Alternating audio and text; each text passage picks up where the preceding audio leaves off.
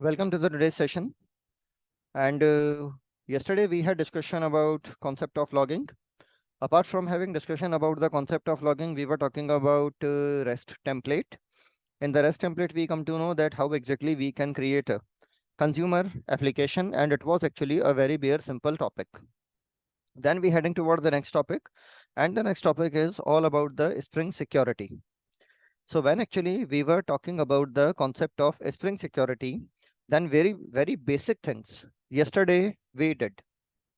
What we did yesterday, first of all, we have actually created one simple Spring Boot application. Initially, when we created a simple Spring Boot application, then in that simple Spring Boot application, we have created a REST controller. And to the REST controller, we have created two URLs. The very first URL we have created is for the get mapping, that is /welcome, which is actually providing us the message that is welcome, all is well. And second is available again, that is called for the get mapping /hello. URL pattern is actually mapped, and you can see that actually this method is returning a simple message that is hello, all is well. Then actually we come to the pom.xml file into the application.properties file. I didn't tell you what is the use, but if I'm talking about the pom.xml file, then in the pom.xml file, initially when we created the project, then we did not add the Spring security dependency.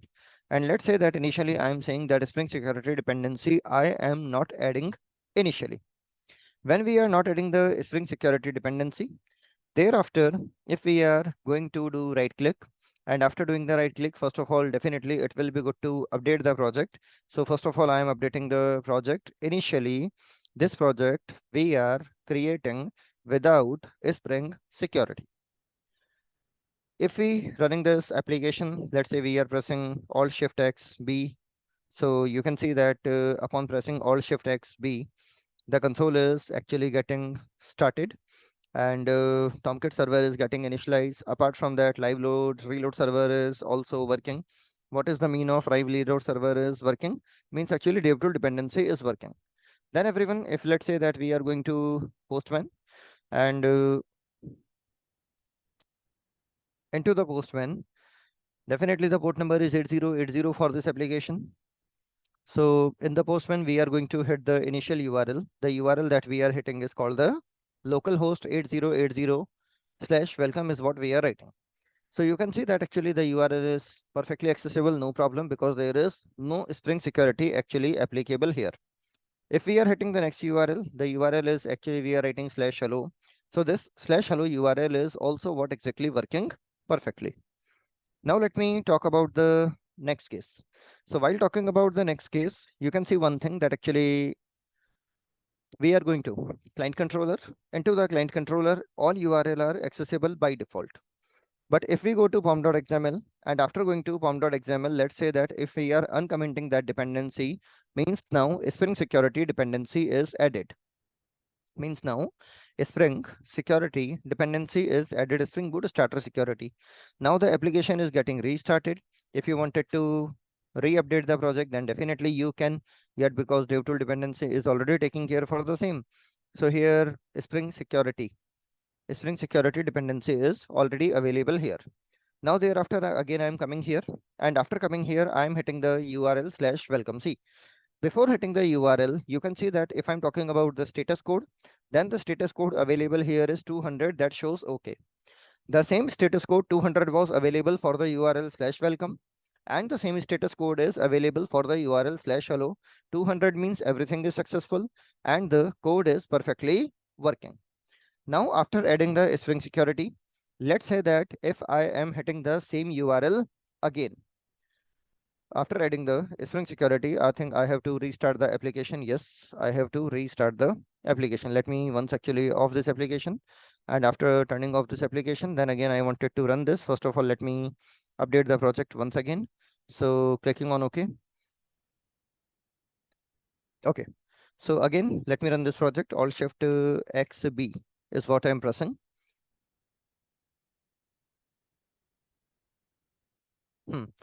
Now actually it is started again, and thereafter if I'm hitting the welcome URL, then upon hitting the welcome URL, this time if I'm talking about the status, then the status is turning 400, that is called unauthorized.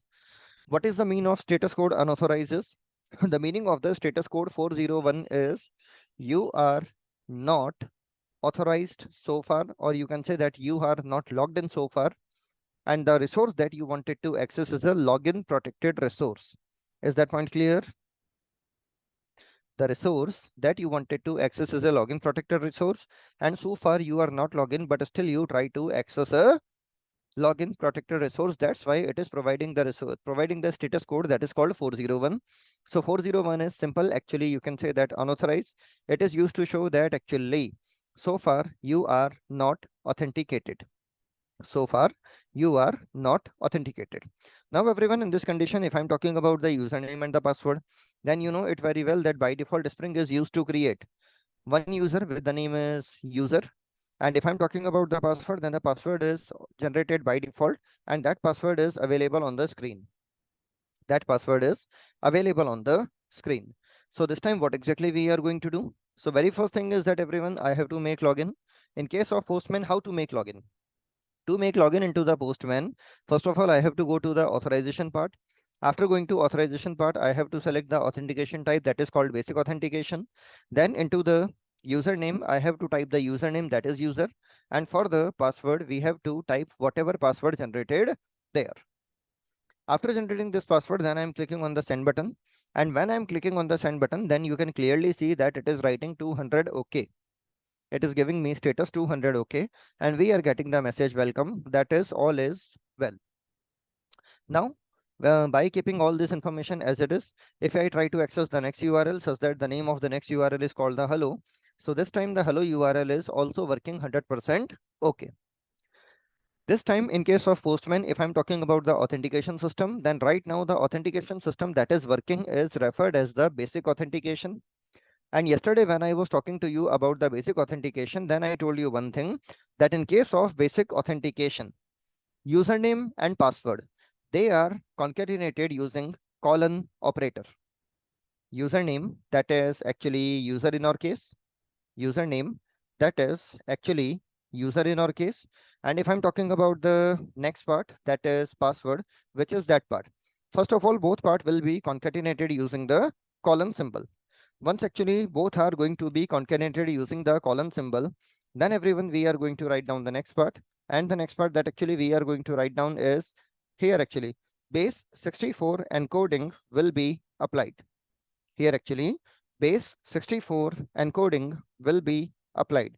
So if I'm talking about the base 64 encoding, so what exactly the base 64 encoding is going to do? For this thing, yesterday I talked to you about one URL also. Base 64 encoding does nothing actually, it is just actually encode the text. So just a minute, I'm talking about the base 64 encoding. There is one URL actually available regarding the same.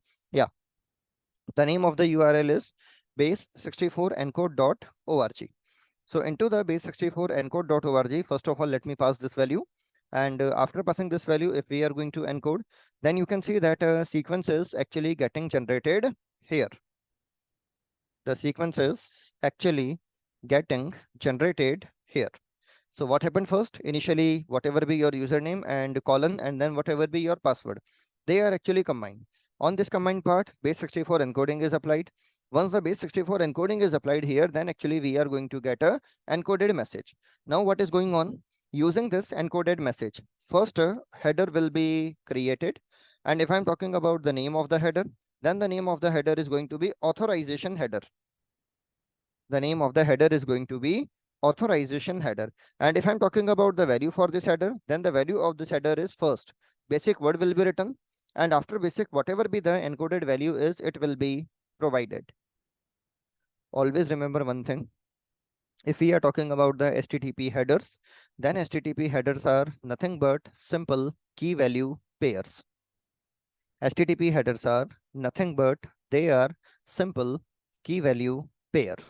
Because they are the simple key value pair, so can I say that they are the implementation of map?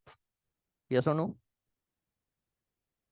Can I say that they are the implementation of map? Because headers are nothing but they are actually available in the form of key value pair.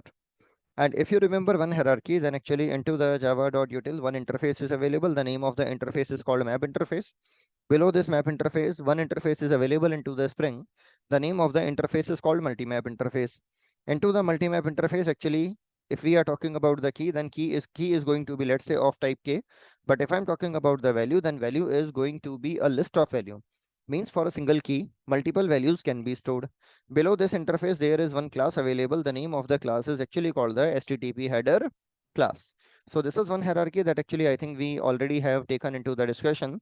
So one thing that you should always keep into mind is header is nothing but simple a key value pair. So right now in this condition, if I'm talking about the key of the header, can I say that authorization is the key? And if I'm talking about that complete sequence is working as value. Is that point okay? That complete sequence is actually working as value. So this is available in the form of key and value. Let us come back to the postman. While coming to the postman, can you see one thing into the header? The key is available, that is called authorization. The key is actually available, that is called authorization. And if I'm talking about the value, then value is available, that is actually called the basic, and some value is available here. So the authentication mechanism that I told you about, the basic authentication, can you see that it is implemented as it is? How basic authentication is working? Everybody comfortable? That's good.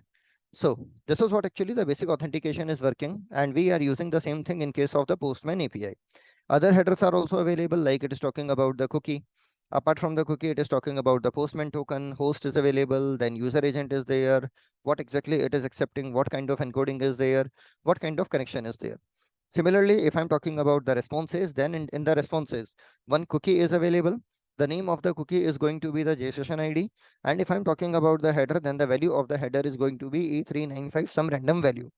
If you take a look at the header, then in case of the available headers, multiple different types of headers are available. Content type option, access protection is available or not, cache control is there or not, pragma, expire, so on, so on, so on. But mainly actually we are concerned with the headers of the request, and in the header of the request we are mainly actually concerned with the authorization request, authorization header. Mainly we are concerned with the authorization header. So you can see this header is added because the authorization method used for this request, the value of this header is tentative. You can find exact value in console once the request is sent. Use the authorization tab to remove authorization or to change the value of the header. So in the authorization tab, we can do some operation, but that's okay. This is not required. Similar to that, everyone, this is what part that I have done in case of Postman. Can I do the same job on the web browser also? Yes, you can do the same job on the web browser also. So if you wanted to do the same job on the web browser, then simple actually, you have to type http:// localhost 8080. The first thing, if I try to access directly the URL that is called the /welcome URL, then you can see I am getting redirected to the login page. This time I'm not working on the Postman. Actually, what is the case? If we are talking about the Postman, then the Postman is actually a non-web client. It is a non-web client. So to a non-web client, actually, we cannot return a HTML response. We cannot ask them to make login. So in case of Postman, what exactly the situation was, when we wanted to access something that is login protected area, then we have to make login. If let's say that we are not making login in this condition, ultimately we are ending with the status code 401 and the message unauthorized. So when we are talking about the communication among the REST API, then can I say that HTTP status has to be set it perfectly? Then only actually your API will be able to understand whether the request is successful or not. Yes or no? Whether the request is successful or not, for this thing actually HTTP status code play a key role in case of non-web client. But on the other hand, if I'm talking about the web client, then in case of web client, can we provide the HTML CSS page? Answer is yes, we can provide the HTML CSS page. So this time, definitely it is returning the HTTP status code 401. But apart from returning the HTTP status code 401, it is also giving you login page. Here you have to type the username. Here you have to type the password. So first of all, if I'm talking about the username and the password, then definitely the value of username is going to be user. And if I'm talking about the value of the password, then the value of the password is going to be whatever is generated by the Spring. Let me click on the sign in option. It is showing the bad credential options. So let me check what exactly went wrong. Again, let me once copy this password. So first I'm going to talk about the username. Username we are writing user, and password I am writing, hitting enter. Perfectly working. I'm available on the welcome page.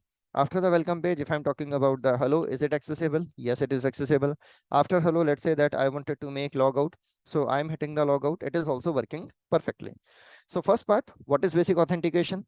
What is the difference between the response that is generated for a web client and for a non-web client? Is that point okay?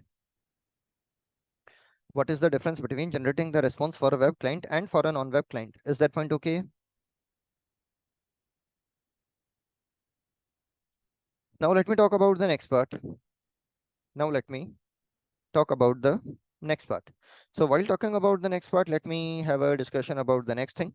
And while having the discussion about the next thing, the very first part that actually I'm going to do is, see, right now actually you can see that the username is already generated by simple Spring itself, and the password is also generated by the Spring itself. Can we do the same job manually? Yes, you can do the same job manually. You can specify the username password, and how to specify the username password. To specify the username and password, you have to go to the properties file.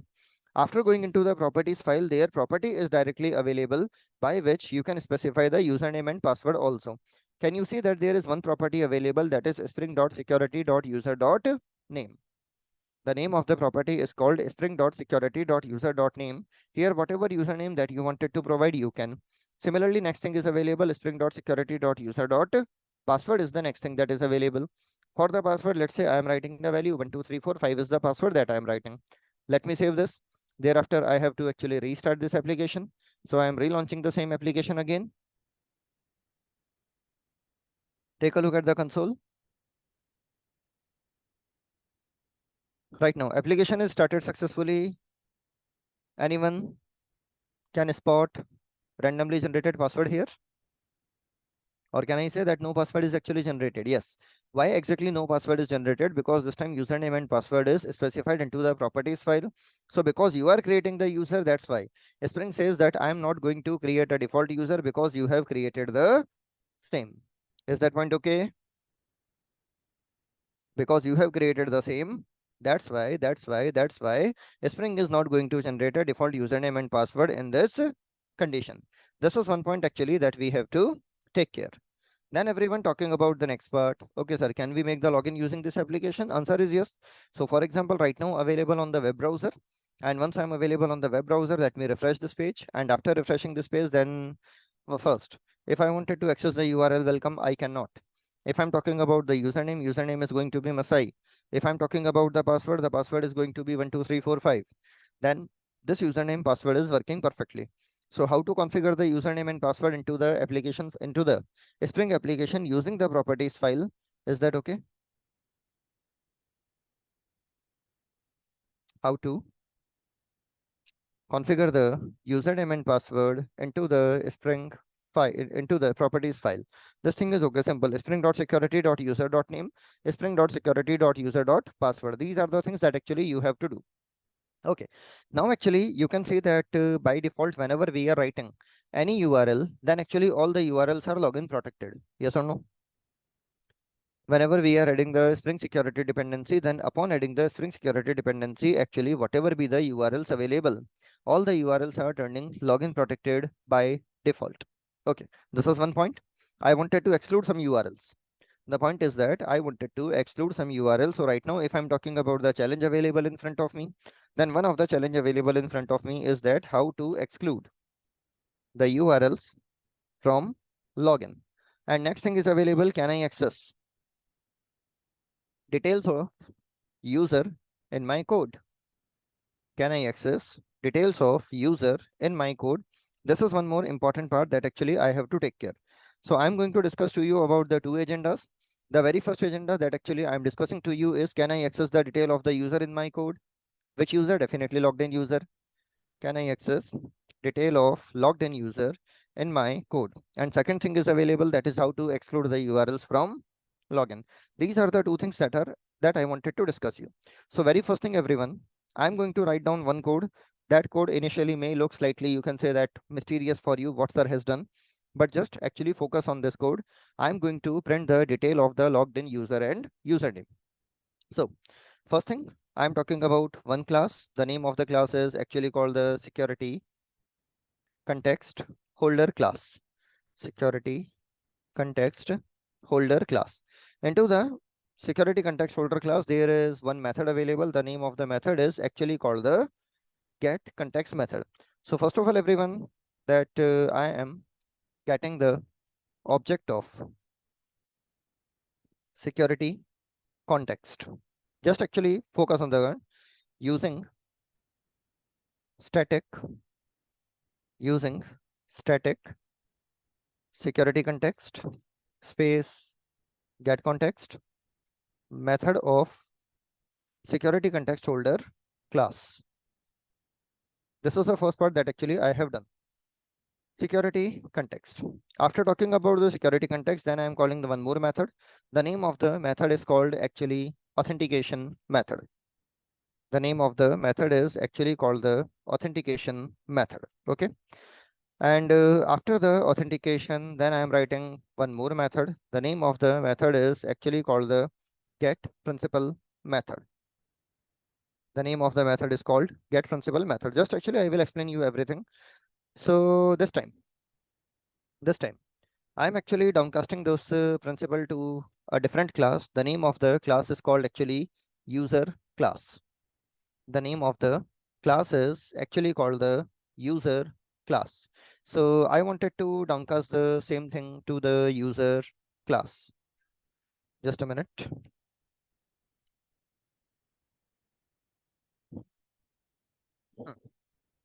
And after doing this part, finally, I am writing system.out.println. And while writing system.out.println, you can see that using user, can I call the username method? Answer is yes. Similarly, using the user, can I call the password method? Answer is yes. So username and password. So first thing we are writing is going to be that is the username. And after the username, the next thing that actually we are writing is going to be the password. So first of all, the very first step, we are getting actually an object of security context. What is security context? That I will discuss to you. Then definitely get the authentication object. Get the authentication. Get the authentication object. Then definitely get the object that contains the details of the logged in user. And finally, typecast the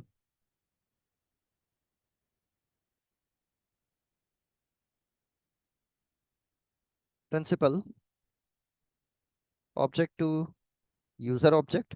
And everyone, when you are actually talking about the user object, so please take care about the package, because this user class is actually available in multiple different packages. So make sure that you should use the user class of org.springframework.security.co.userdetail.user That is what actually you should slightly take care, because many of the time it happen, scholars are saying that sir, my code is not working. So this is the main reason why exactly your code is often not working. Wrong imports are responsible for the same. Simple, remember, it is security core user detail. It is security user core detail. See, if I'm talking about all that detail that you are writing into the 4 parts, if you wanted to write down all that detail into a single part, then definitely you can write down like this method also. Same thing you can write down like this also. Clear, everyone?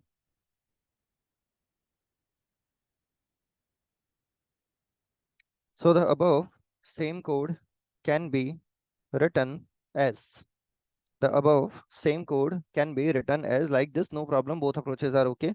Whatever you wanted to use, whatever you wanted to use, both approaches are okay. So first, actually, let us check if we are on the right track or we are on the wrong track. First, let us check if we are on the right track or we are on the wrong track. So first of all, let me actually relaunch this application again. Alt Shift X B is what I'm writing. And thereafter, first of all, I have to perform the logout. Are you sure you wanted to log out? Answer is yes. And I'm available in the Postman also. Into the Postman, there is nothing I have set it so far. So very first thing is that everyone right now, If I'm hitting the request, then definitely ultimately I have ended it with 401 because there is no authentication. This time name of the user that I have to write down is Masai. Password I am writing is 12345. Then again I am hitting that URL, and upon hitting that URL I am getting the status code 200. Okay. Now coming to Mr. Console. I'm coming to Mr. Console, and I am going to hit the next URL. The next URL in which I have written all the code is /welcome. So I'm hitting /welcome. Can you see this time the username is printed perfectly, but password is actually not printed. This time if I'm talking about the username, can I say that username is actually printed perfectly, but password is not printed? If I'm talking about username is printed, means definitely we are able to access the detail of the logged in user. We are accessing the detail of the logged in user. When we are accessing the detail of the logged in user, everyone, then actually the problem is that, or you can say that it's a security feature. What do you think? Can I say that password is something that is confidential? It is something that is known to the client only. By no means one should be able to access the password. Yes or no? By no means one should be able to access the password, because this is something that is confidential between you and the database, or you can say that you and the Spring application. By any mean, your actually application writer, even the developer, should not be able to access the password. This is one thing that actually you have to take care. This is one thing that actually you have to take care. But overall, everyone, if I'm talking about the logged in user, can I say that logged in user is an object of the user class? We are going in the reverse direction. Can I say that logged in user is an object of the user class? Yes or no? Yes, it is. If logged in user is an object of the user class, what interface it is implementing? It is implementing two interfaces. One of the interface whose name is called user details interface, and one more interface is available that is called the credential container interface. Now, why exactly password is not visible? Let me take you to the credential container. Into the credential container, can you see there is one method available? The name of the method is called erase credential method. This erase credential method actually says that once actually username password are matched, but at the time of creating the object, it will erase the password from the user object, and it is doing the same job because it do not want you to access the password. Clear it is? Then everyone, if I'm talking about the user interface, then into the user interface, you can see that constructors are available. Apart from the constructors, method are available. One method is called get username, one is called get password, is enabled, is account non-expired, is account non-logged, is credential non-expired, erase credential method is there. Into this erase credential method, can you see that it is setting the value of the password to null? It is setting the value of password to null. And thereafter, everyone, some additional methods are also available. So simple thing is that whenever we are talking about the logged in user, so logged in user is an object of the user class that is defined into the security.co.user details package. And one more thing that actually we have to take care is, if we are talking about the security.co.user details, then it is inheriting the credential container. From the credential container, one method is available that is called erase credential, and erase credential is actually hiding the password post after login. Then if I'm talking about the user detail interface, in case of the user detail interface, can you see that methods are available? Get username, get password, is account non-expired, get authorities, is account unlocked, is credential non-expired, is enabled. All these methods you are going to find out in the user class. Is that okay? So simple logic that actually we come across is, one of the logic that actually we come across is, so when I was talking to you that can I access the detail of the logged in user? Yes, you can access the detail of the logged in user. How to access the detail of the logged in user? For this thing, into the controller or wherever actually I wanted to go, I just have to write down one line of code. And in this one line of code, we will be able to access. So we are writing that to access the code, we have to write following. Okay. So here actually, if I'm talking about the user, so user class is to present a logged in user. User classes to present a logged in user. And specifically, I would love to mention the package also, because this is often creating the confusion. This is often creating the confusion. So org.springframework.security.co. So org.springframework.security.co.user class is to present a logged in user. And if I'm talking about the hierarchy of this class, then into the hierarchy of this class, you can see one thing that there is. Actually, this class is a way label. I'm writing into the capital C. Capital C actually stands for class. Then everyone, here, copy, paste, paste, paste, paste, paste. Then writing here also. So how many interfaces it is inheriting? It is inheriting actually the two interfaces. If I'm talking about one of the interface, the name of the one of the interface is called container credential interface. And if I'm talking about the container credential interface, then the container credential container interface is actually available in another package, or you can say that it is available into the parent package. What this is an interface. What this is an interface. All these details that I'm discussing to you, it is actually very useful into the further operations. That's why please pay attention. Do not think that it is not required. Everything is required. Async scholars knows it very well, that all the details that I'm telling you, each and every point is 100% required. And see everybody, whenever you are working on a framework, whenever, no matter whether it is Python framework, no matter whether it is Java framework, it is PHP framework, you must know how internally the things are working. Then only you will be able to customize the application according to the client demand. Otherwise, you will always find yourself stuck. That's why be in the habit of reading the official documentation, because ultimately it is the only savior for you. Because ultimately it is the only savior for you. And one more thing that you should keep into the mind, solution on the Stack Overflow, solution on the medium.com, etc. They all are available after the release of the official documentation. So simple, you can assume that this is going to save you in all the weathers, no matter whether it is new version, no matter whether it is old version. Every time, who is going to save you? The only one that who is going to save you is the official documentation and the source code. Because sometimes if the documentation is not complete, then definitely source code is going to work as a savior for you.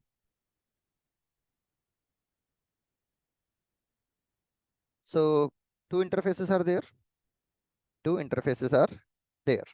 So one thing is done, and another thing is also done. This diagram is clear, everyone? Is that diagram clear? Okay. So if I'm talking about the methods of this user detail if I'm talking about the method of this user details interface.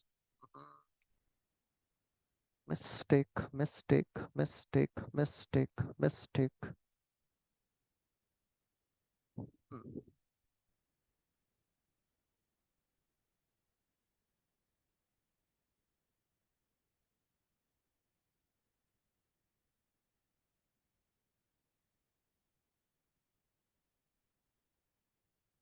Yeah. So it will be good to talk about the methods also. If I'm talking about the methods of the credential container, then among the methods of the credential container, and it will be good to talk about directly the methods. Just a minute, going to the official documentation. Into the official documentation, container credentials. It will be good to provide you URLs also. It will be good to provide you URLs also. Okay. So container credential interface, the URL is available for you. You can see the description. It indicates that implementing object contains sensitive data, which can be erased using erase credential method. Implementation are expected to invoke the method on any internal object, which may also implement this interface. For internal framework use only, user who are writing their own authentication provider, implementation should create and return a appropriate authentication object there, minus any sensitive data, rather than using this interface. So second paragraph is all about, actually you can say that second paragraph is all about actually customization. But if I'm talking about the first paragraph, then you can see that indicate that the implementing object contains sensitive data, which can be erased using the erase credential method. And if I'm talking about the only method available in this interface, then the only method that is available in this interface is going to be erase credential interface. First part is clear. First part is clear. Then going to the next part, everyone. The next one more interface is also available. The name of the interface is actually referred as the user details interface. The name of the interface is actually referred as the user details interface. So let me actually open the user details interface. In case of the user detail interface, it provides core user information. The user detail interface actually provide the core user information. So let me talk about the user details interface. So we are writing about the user details interface. In case of the user detail interface, it actually provide the core information user. And if I'm talking about the methods available here, so you can say that implementation is not used directly by the Spring Security for the security purpose. They simply store user information, which is later encapsulated into the authentication object. They allow non-security related user information to be stored in a convenient location. Second line is clear. This allow non-security related user information to be stored in a convenient location. Okay. Then everyone, concrete implementation must take care of this, that, etc., etc. But directly, if I'm talking about the method, then you can see that one of the method is available, that is called the get password method. Similarly, one of the method is available. The name of the method is called the get username method. Similarly, the method is available that is called is account non-expired. Well, these methods are not so much important for us, but this method is something that is important. We will discuss about this thing later when I will talk to you about the role-based access control. When I will talk to you about the role-based access control. So all these things we are directly writing here. Then finally, actually, we were talking about the class. The name of the class is actually referred as the user class. The name of the class is actually referred as the user class. So I was talking about the user class in Spring Security. Or actually, I do not have to do that much hard work. Directly there is class available. Unnecessarily, I was going here and there. So finally, everybody, we are talking about the class. The name of the class is actually referred as the user class. Into the user class, public class user that actually extends object. Public class user that actually extends object. It implements the user detail. It implements the credential container, model core, user information retrieved by the user detail service. So can you see there is one more new person available? The name of this new person is called the user detail service. The class is actually ending with the service. Let me open this actually into the STS, Control Shift T, pressing user detail service. Can you see this is an interface? Can you see this is an interface? Is that interface annotated with @ service? Is that interface annotated with @ service? Is that interface annotated with @ service? Answer is no. Can you see that there is one sub interface available? The name of the sub interface is called the user detail manager. And below the user detail manager, there is one more class available. The name of the class is called in-memory user detail manager. The class is available that is called in-memory user detail manager. So right now, if I'm talking about my user, is my user detail available in the database? Is my user detail available in the database? That is Masai N 12345. Have I created any database? Has I created any database? Answer is no. So definitely the details are actually not available in the database. Details are not available in the database. Can I say that details are right now available temporarily in the memory, that is RAM? Data is actually available temporarily in the memory that is called RAM. So in memory detail user manager is a class that is used to maintain the user details into the memory. It is used to maintain the user details in the memory. If you wanted to create a new user, can you see that you can create a new user also? Can you see that you can delete the user also? You can update the user also. You can check whether the user exists or not. You can change the password also. Apart from that, you can update the password. You can load the user by the username. Lot of things are available there. Okay, everyone. Simple logic. Whenever we are talking about the authentication, whenever we are talking about the user ID and the password, then definitely needless to say that's the user ID and password. How exactly a user is identified? The user is actually always identified using the username. Yes or no? The user is always identified using the username. Yes or no? Yes, it is. So can you see there is one method available? The name of the method is called the load user by username. That is accepting the username only. That is accepting the username only. And what exactly it is returning? It is providing us the user details. It is providing us the user details. And if I'm talking about the user details, then can you see that user details is an interface that is containing all that details? Yes or no? It is actually providing us the user details. See, complete internal mechanism I am discussing with you. If you people are feeling slightly confused, just let me recall things one by one. First of all, no matter whether you are on Postman or you are on the web browser, ultimately you have to make login. And to make login, no matter whether it is session-based authentication on the web browser or it is basic authentication on the Postman, you have to provide the username and password. First point is clear? Everyone, first point is clear? Be participative. Things will be clear in your mind soon. Yes, it is. Okay. When you are providing the username and password, so definitely it is very much reasonable to say that sir, username is always unique. Yes or no? Username is always unique, or we can say that a user is always actually identified by the username in the system. Using the combination of the username and password. See, now if you remember the Spring Data JPA, in case of Spring Data JPA, did you remember find by ID method?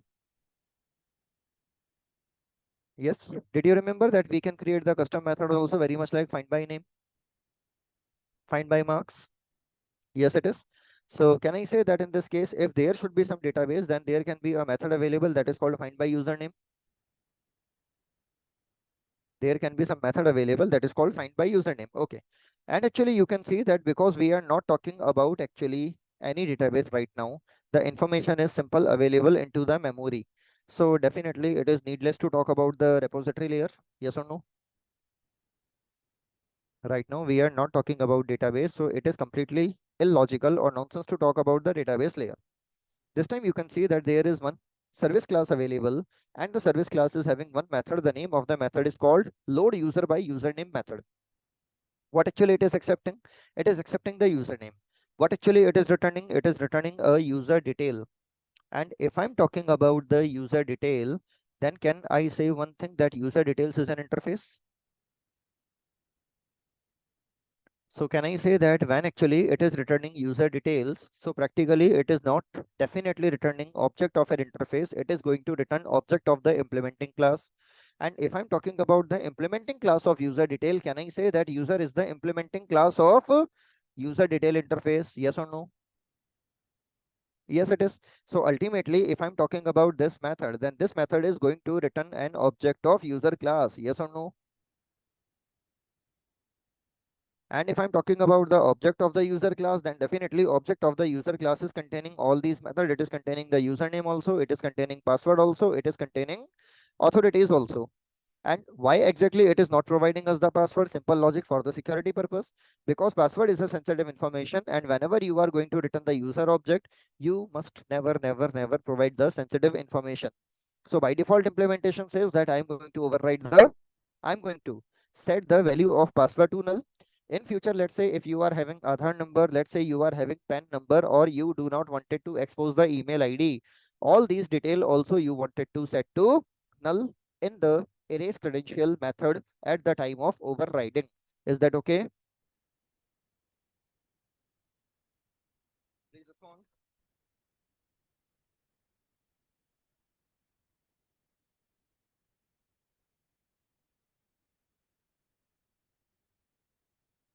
So here actually comes one more thing.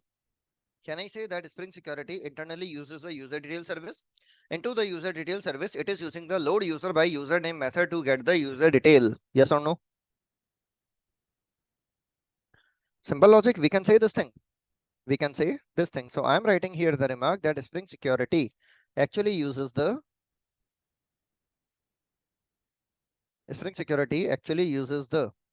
org.springframework.security.co.userdetail.user service interface to locate the user or to get the user based on the based on the username.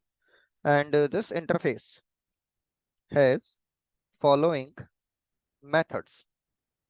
This interface has following methods. If I'm talking about the method, then the only method is available. The name of the method is called actually load user by username method. What exactly this method is doing? Locate the user based on the username. In the actual implementation, the search may possibly be case sensitive or the case insensitive depending on how actually the implementation instance is configured. In this case, user detail object that comes back may have a username that is of a different case than what actually requested. Parameter is username return. A fully populated user record never null. It return a fully populated user record never null and throws user not found exception if the user not found or the user has no granted authority. Okay.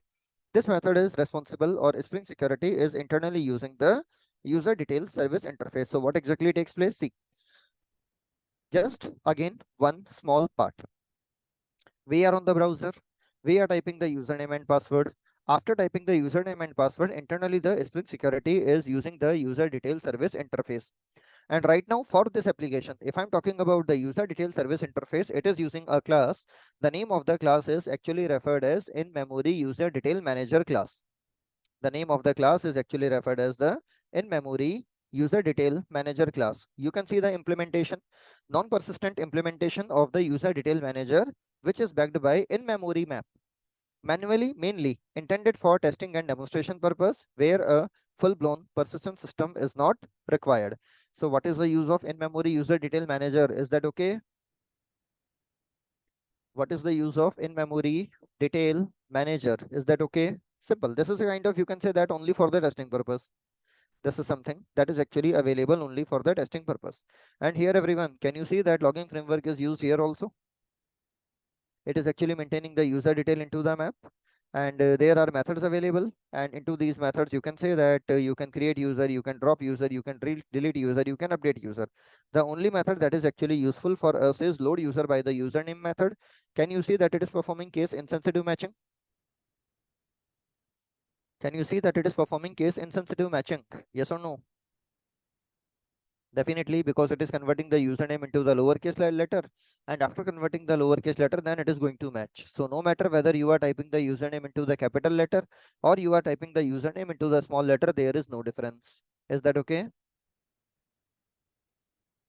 No matter whether you are writing. And can you see that once actually user is found, then it is actually creating a new object of the user, because when it is calling the get method, so get method is returning an object of mutable user detail. But what we wanted to have, we wanted to have the object of the user detail class.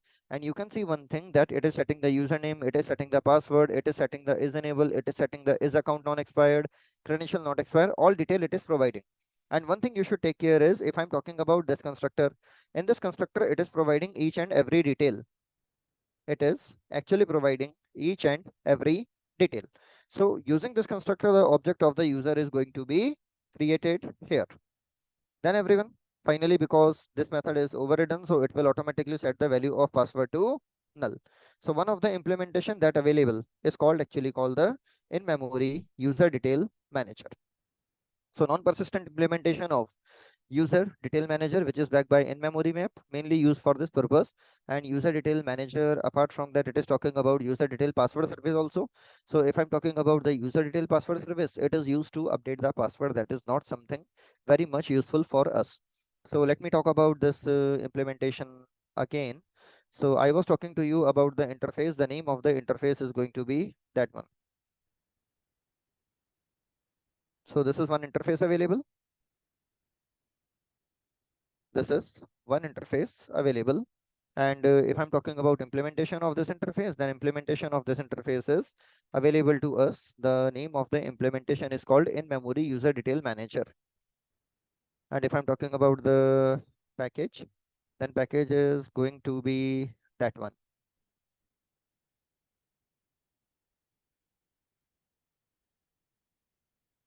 Yeah. Yep. And that one also, that one. Yeah.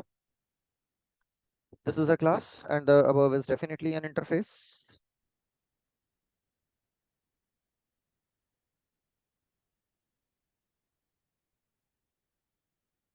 Is that diagram okay, everyone?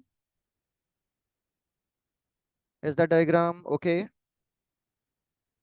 Yes, it is. That's good. So if I'm talking about the in-memory detail manager, then for the in-memory detail manager, we can directly take the content from here. We can directly take the content from here. There is nothing special in this case. Oh,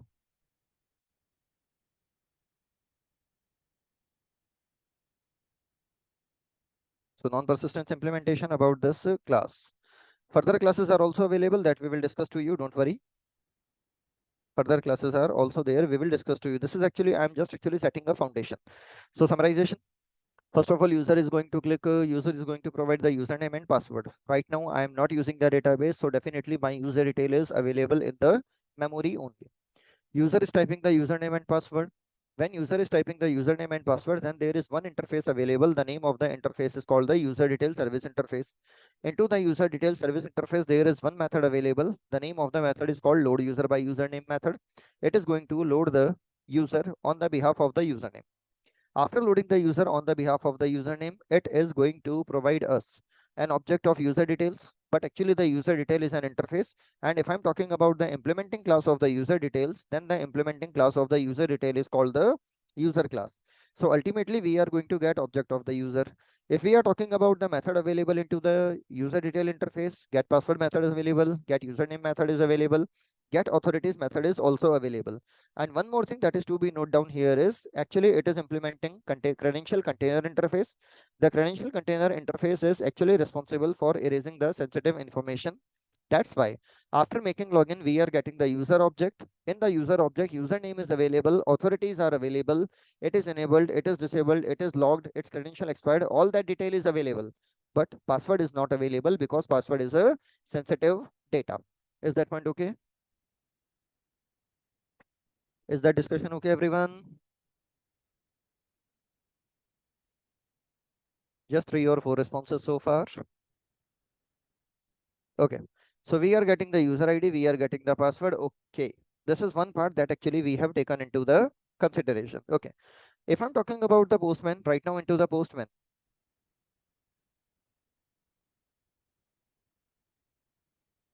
Well, before moving that next part, one scholar is writing a doubt that is might be useful for all, and actually it can be very much useful for all.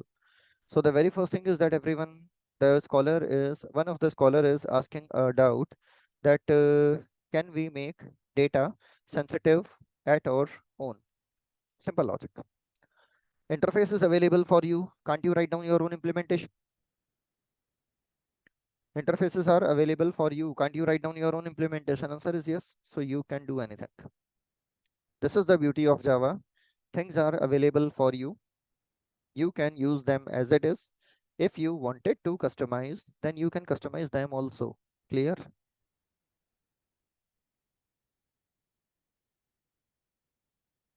And that is the benefit of object-oriented programming is. That is the benefit of object-oriented programming is. Okay. So user detail interface, all the detail is done. User detail we have taken, etc. is done. Okay. Now I am talking about the next part. Into the next part, it's all about along the URL, and then actually I will discuss some more important points for you also. Okay. Yeah. When I was talking to you about the postman, then into the postman, I was talking to you about the basic authentication. Yes or no? When I was talking about the logging in the postman for making login in the postman, what I have to do, I have to simply just use provide the just I have to go to the postman, and after going to the postman into the authorization, I have to select the basic authentication, and after selecting the basic authentication, I have to provide the username, I have to provide the password. The username and password, they will be concatenated using the colon symbol, then they will be base 64 encoded, then one header will be created. Name of the header is going to be the authorization, value of the header is going to be basic space whatever be the base 64 encoded value is. For every request, this header has to be forwarded to the server. Based on this information, actually server will be able to spot that who you are. This is one mechanism available. And yesterday when I was discussing with you about all that discussion, then actually I have shown you one documentation and that documentation is the official documentation of the basic authentication. So simple logic, everyone. Can I say this basic authentication scheme is a scheme that can be implemented by any language, whether it is Python, it is PHP, it is Java, it is .NET, it is any, because this is a standard way of authentication that is provided by Internet Engineering Task Force, or this type of authentication is actually provided by one of the main regulatory body of Internet. Is that point okay? That basic authentication is not a mechanism of Java programming. It is a standard mechanism that is provided by Internet Engineering Task Force, IETF. Is that point okay? So keep in mind this basic authentication is available in Java also. Its implementation is available in Python also. Its implementation is available in PHP also. Its implementation is available in .NET also. Now, did you remember in Java programming everything is object? Java is an object-oriented language, so everything is object. So can I say that for the implementation of the basic authentication scheme, definitely there must be some class. Definitely there must be some class. Yes, it is. Take a look at this RFC number. The name of the RFC number is 1945. The name of the RFC number is 1945. Now I am going to show you the classes that are implementing this basic authentication. So everyone, this is Spring documentation. On the Spring documentation, there is one class available. The name of the class is called the basic authentication filter class. The name of the class is called basic authentication filter class. And you can see one thing that it processes a HTTP request basic authorization header, putting the result into security context holder. Putting the result into security context holder. This line is important. Second line is more important. For the detailed background of what is filter is designed for, refer to RFC 1945. Is that the same RFC that I was talking to you?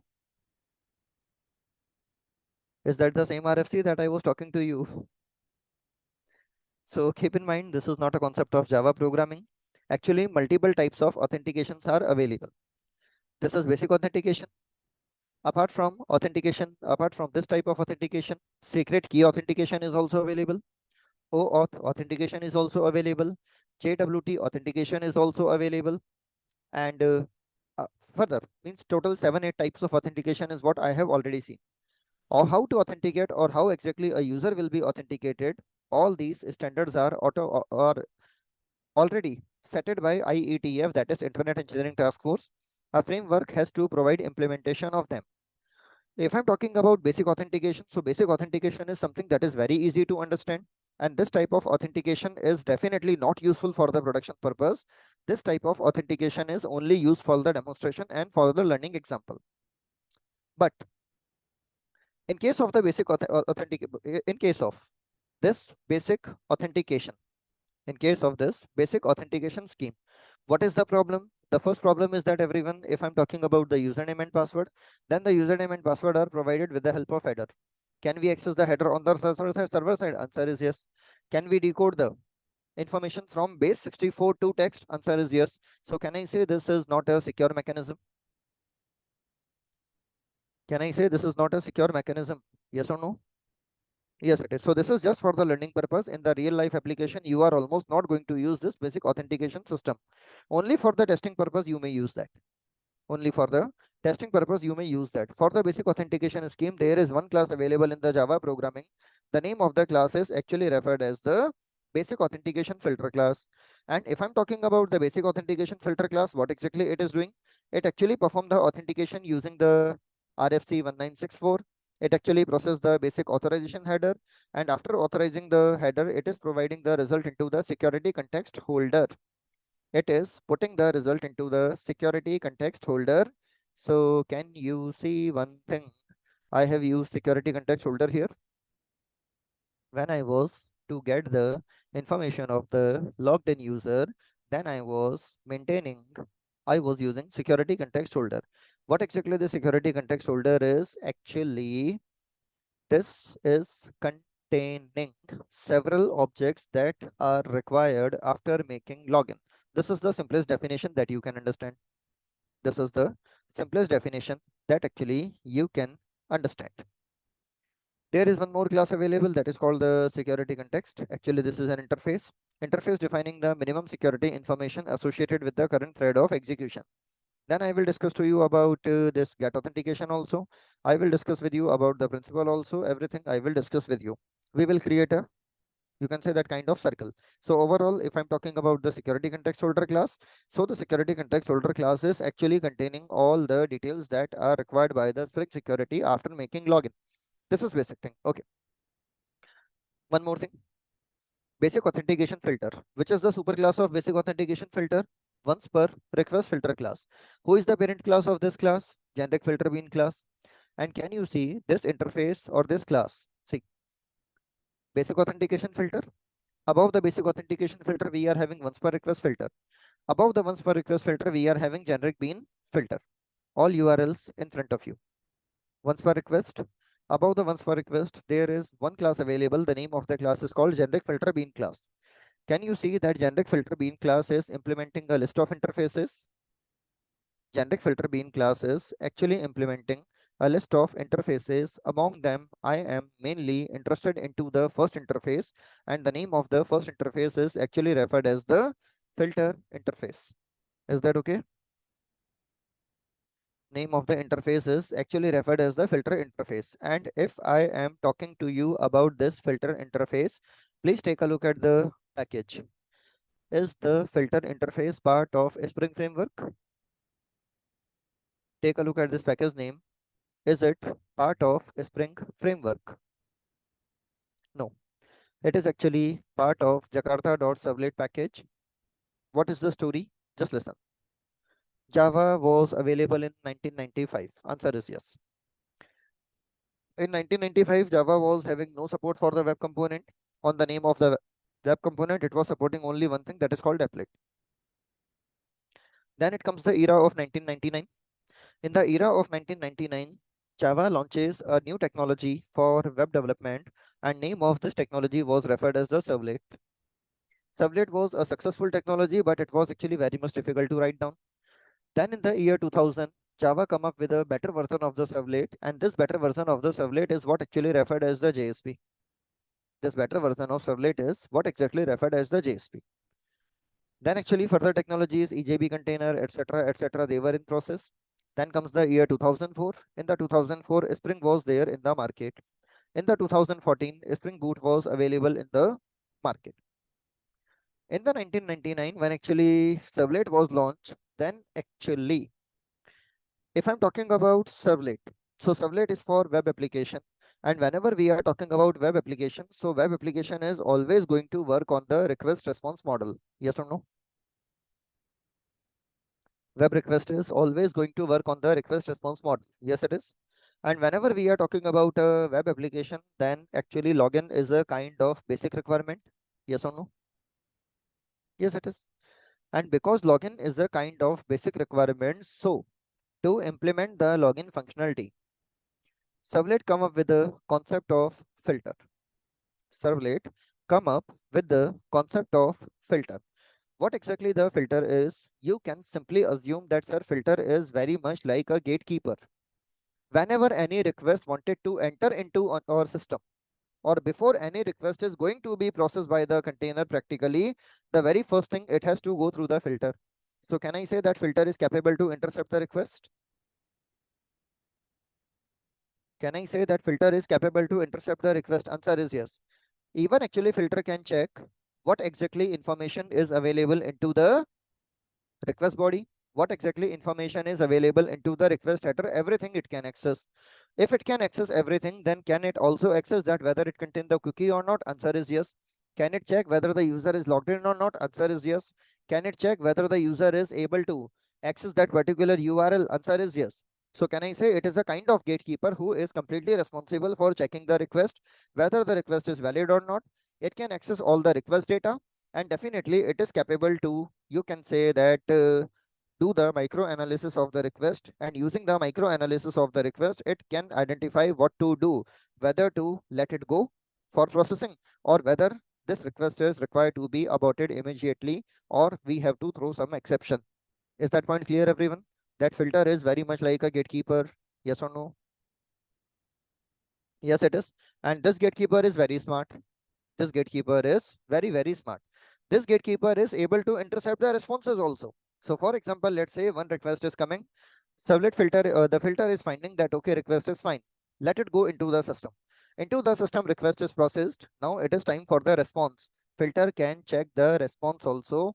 It can actually manipulate the response also. So can I say this is a very dangerous gatekeeper, or this is a very alert gatekeeper who is actually checking care for everything? The person who is coming in the system, is he authenticated? Is he a proper person? Yes or no? Yes. The person who is going out of the system, is that also okay? Yes, it can check. So can I say that filter is a strong mechanism that is created by Java programming, or actually servlet technology, already in year 1999? Is that okay? And filter is nothing but it is an interface. So see, a filter is an object that performs filtering task on either the request of a resource or the response of the resource, or both. Filter perform filtering in the do filter method. Every filter has access to the filter config object, for which it can obtain its initialization parameter and reference to servlet context. Well, no so much detail I am going to discuss to you. If I'm talking about the common type of filter, the common type of filter is called the authentication filter. Second is called the logging filter, image conversion filter, data compression filter, encryption filter, tokenization filter, filter that trigger the resource events, XSL, T filter, MIME type filter, etc. etc. How many methods are available in this filter? How many methods are available for this filter? Total 3 methods are available. The first filter is called the init method. The last method is called the destroy method. What actually you have to do, you have to write down the body of the do filter method. Into the do filter method, can you see that we are having object of the request also, and we are having object of the response also? Yes or no? Yes, so definitely using the object of the request and response, we can manipulate the request also, we can modify the response also. So filter is a very strong gatekeeper. Now what exactly Spring decided? Spring decided that if the strong gatekeeper is already available, then instead of writing a new gatekeeper, isn't it a better choice to use the existing gatekeeper? Isn't it a better choice to use the existing gatekeeper? Definitely, it's logical to use the existing gatekeeper. So Spring actually directly created one class. The name of the class is called the generic filter bean class, and the generic filter bean class is doing nothing. It is implementing the filter interface. Apart from implementing the filter interface, it is implementing some interfaces of bean lifecycle, etc. also. Did you remember disposable bean interface and initialize bean interface? If you remember Spring Bean lifecycle, in the Spring Bean lifecycle, I discussed to you about the disposable bean and the initialize bean interface. In the initialize bean interface, there is one method available called after properties method. Into the disposable bean, there is one method available called the destroy method. And actually thereafter, you can see that it is a simple base implementation of the filter, which actually treats its config parameter. Basically, everybody, you are not going to use this class directly. You are not going to use this class directly. And if I'm talking about its subclass, then one of the subclass that available is called once per request filter. This is once per request filter. Why exactly once per request filter is required? So please take a look at one thing. First of all, once per request filter class is subclass of generic filter bean class. And because it is a subclass of generic filter bean class, so can I say it is also implementing, can I say it is also implementing filter interface? Yes or no? Because superclass is implementing. If superclass is implementing filter interface, then definitely the subclass is automatically implementing the filter interface. Nobody is going to stop them. Nobody is going to stop them. And if I'm talking about why exactly this once per request filter class is required, this is a filter based class that actually aims to guarantee a single execution per request, dispatch, or servlet container. It provides one method. The name of the method is called the do filter internal method with HTTP request and response argument. Actually, you can see one thing. A filter may be invoked as part of request or async dispatch that occur in separate thread. A filter can be configured in web.xml whether it should be invoked in async dispatch. However, in some cases, servlet container assume different default configuration. Therefore, subclasses can override the method should not filter async dispatch to declare statically if it should indeed be invoked once during both type of dispatches in order to provide thread initialization, logging, and security. Subclasses may use is async dispatch to determine when a filter is invoked. Well, let me directly come to the summarization. After coming to the summarization, everyone, if I'm talking about this method, can you notice one keyword? Can you notice one keyword? Final. What is the mean of making a method final? What is the mean of making a method final?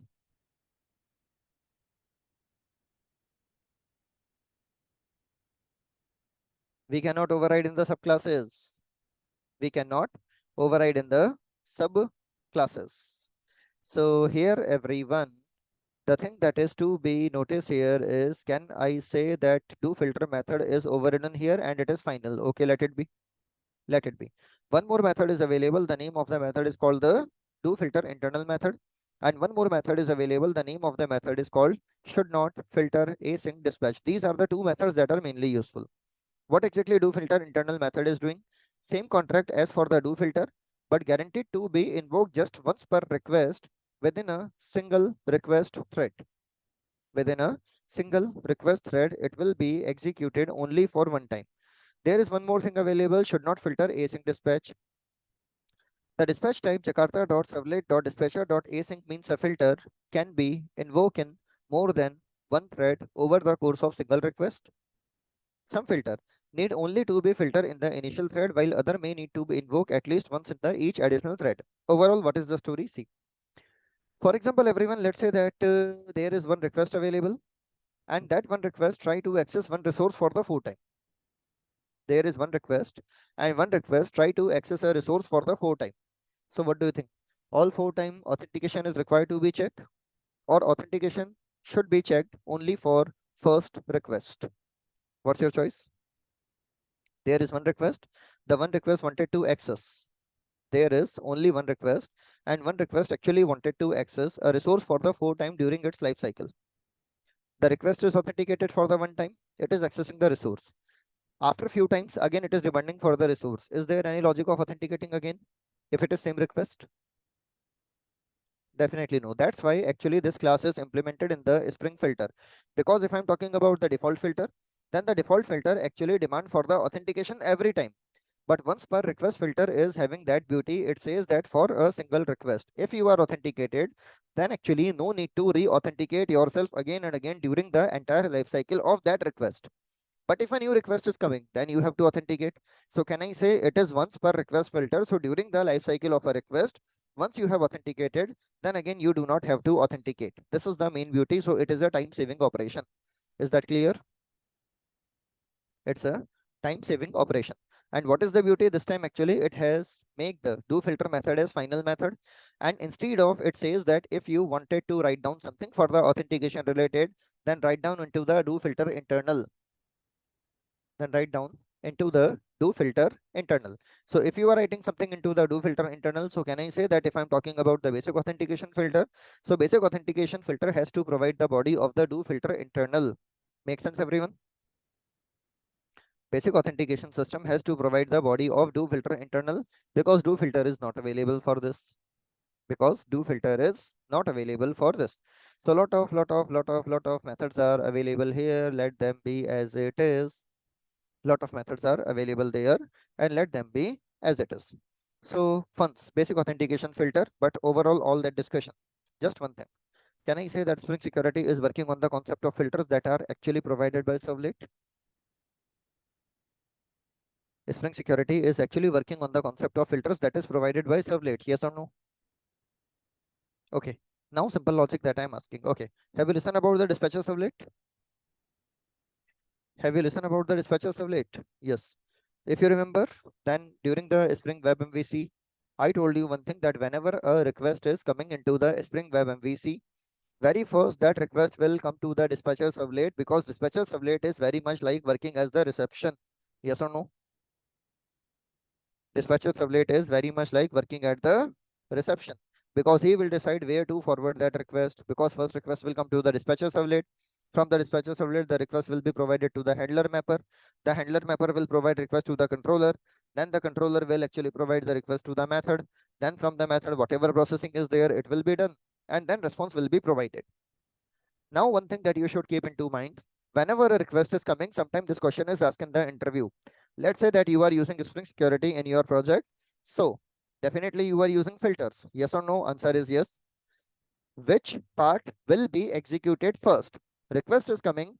Filter will be executed first or dispatcher servlet will be executed first? What is your answer? Dispatcher servlet will be executed first or filter will be executed first? Always keep in mind filter will be executed first. Always keep in mind filter will be executed first. So can I say that filter is very much like a gatekeeper, but dispatcher servlet is very much like a reception. So actually to reach to the reception, first you have to clear the security guard that is sitting on the gate also. So actually Spring Security is working even before the dispatcher servlet. That's why it is slightly difficult to track the exceptions. If you are thinking that I will throw the some exception in case of username password invalid from my service layer, so don't think, because Spring Security is going to stop the request automatically even before the dispatcher servlet. So you will not be able to throw such kind of exceptions easily. You have to do a lot of customization. So simple mantra of the story is that filters are executed even before the dispatcher servlet. So Spring Security is working actually even before the dispatcher servlet. Please take a look at this diagram. Please take a look at this diagram. Agree? Yes, it is. Similarly, that diagram is also saying the same job to you. That client is sending the request, multiple filters are available. Once actually filters are clear, then it will go to the dispatcher servlet. From the dispatcher servlet, it will go to the controller, then to the service, then to the repository, then methods are there. Then response is there. Response also has to be passed through the filters. Then finally, it will be available to the client. So where exactly Spring Security is working? Is that clear? What is the mean of filter? Hope it is clear. What is the user details? How exactly user detail is? Actually loading the detail of the user based on the username. Why exactly password is not available? What are the internal classes that are involved in all that? 40-50% clear at least? Everyone please respond. 40-50% clear at least? That's nice.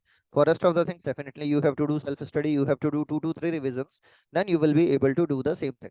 I'm going to explain some more things to you, because if I'm talking about the basic authentication class, then you can see one thing, that in case of basic authentication class, to create the object of the basic authentication class, is there any default constructor? Do we have any default constructor for the basic authentication filter? Answer is no. So what this authentication manager is and what other components are involved, also we are going to discuss that. Then a complete loop, or all the people who are participating into the logging operation, they will be taken in front of you, and then we will do their customization also. So don't feel depressed, feel excited. This is something that is actually very interesting topic. Remaining things I will discuss to you after break. So see you again back at 1 p.m. Okay.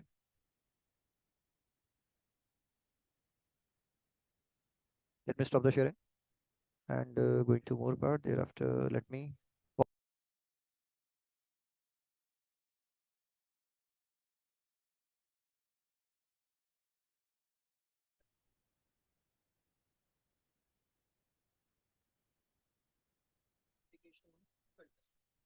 definitely basic responsible for processing of header authorization that is containing the. Sorry. Now audible? Okay. Well, let me start again. So welcome back after the break. And you can see everyone that here, the constructor of the basic authentication filter is listed in front of you, and there is no default constructor.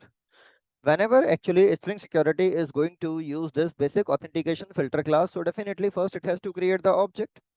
And when it is going to create the object, then to create the object of basic authentication filter, first it has to create the object of the authentication manager. Simple conclusion, yes or no? Yes, it is. And if I'm talking about this authentication manager, so you can see one thing, that authentication manager is an interface. If I'm talking about the authentication manager is an interface, which is actually responsible for processing the authentication request.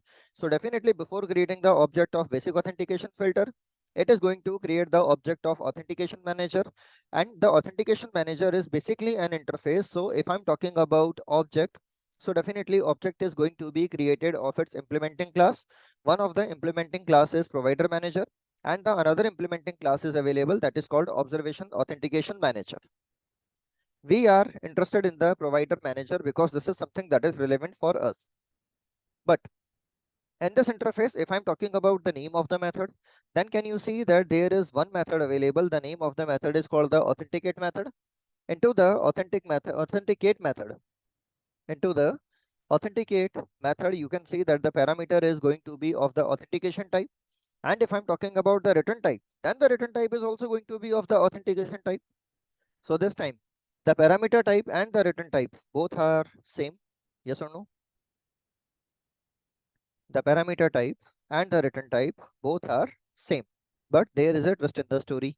How exactly a twist in the story is, so everyone, I will talk about the implementation, that is the provider manager, slightly later.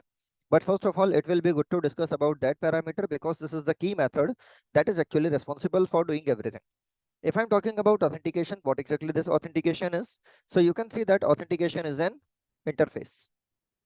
You can see one thing, that authentication is an interface that actually represent a token for authentication request or for an authenticated principal once the request has been processed by authentication manager dot authenticate method. So by looking at this description, can I say, see, just I am reading the description again. Authentication interface. Authentication interface actually represents the token for an authentication request if it is representing the token for the authentication request. So can I say that authentication object will contain the username and password also? Just highlighting this line. Return type is also same.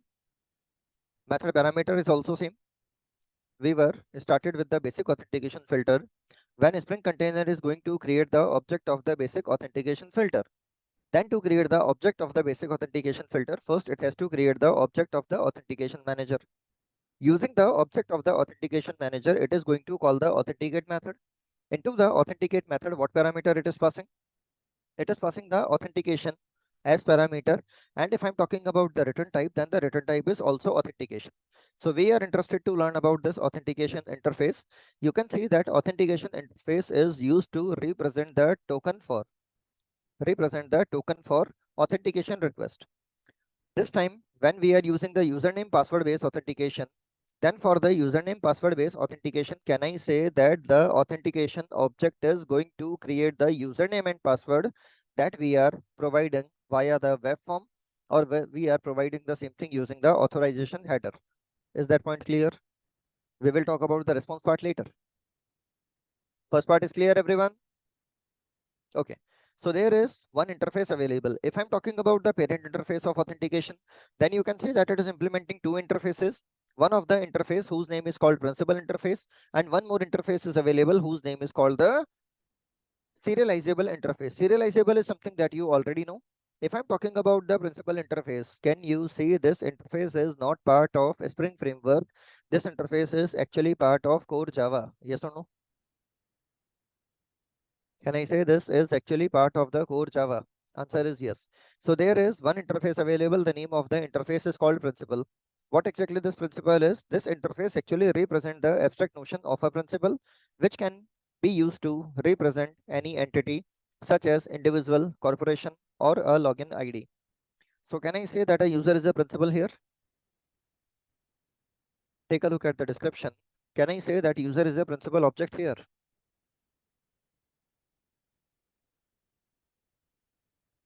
User is a principal object here. Because user is a principal object, so definitely it's very easy to say.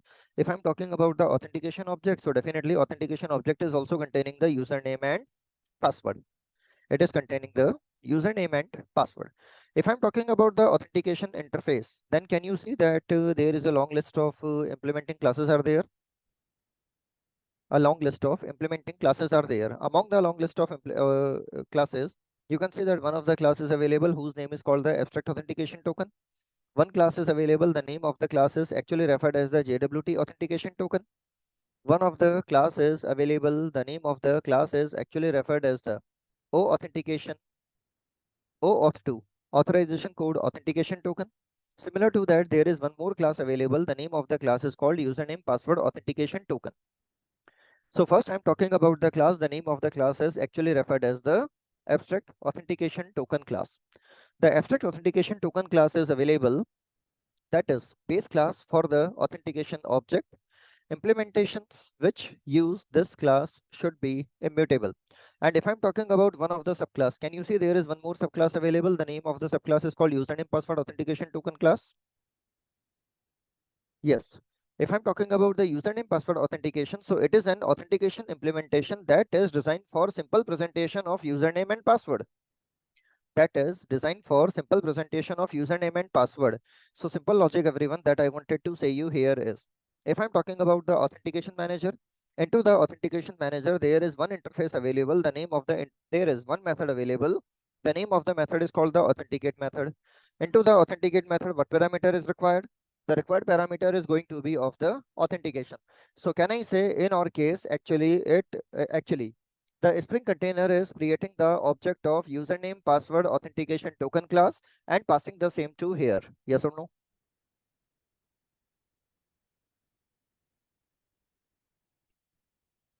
Here actually authentication object means practically an object of username password authentication token class. This part is clear. This part is clear. And can you see that constructors are available here into the constructor? Both parameters are going to be of the object type. Both parameters are going to be of the object type. So actually public username password, this constructor can be safely used by any code that wishes to create the username password authentication token as abstract authentication token dot is the authenticated method return false. So simple logic, we are just forwarding the header.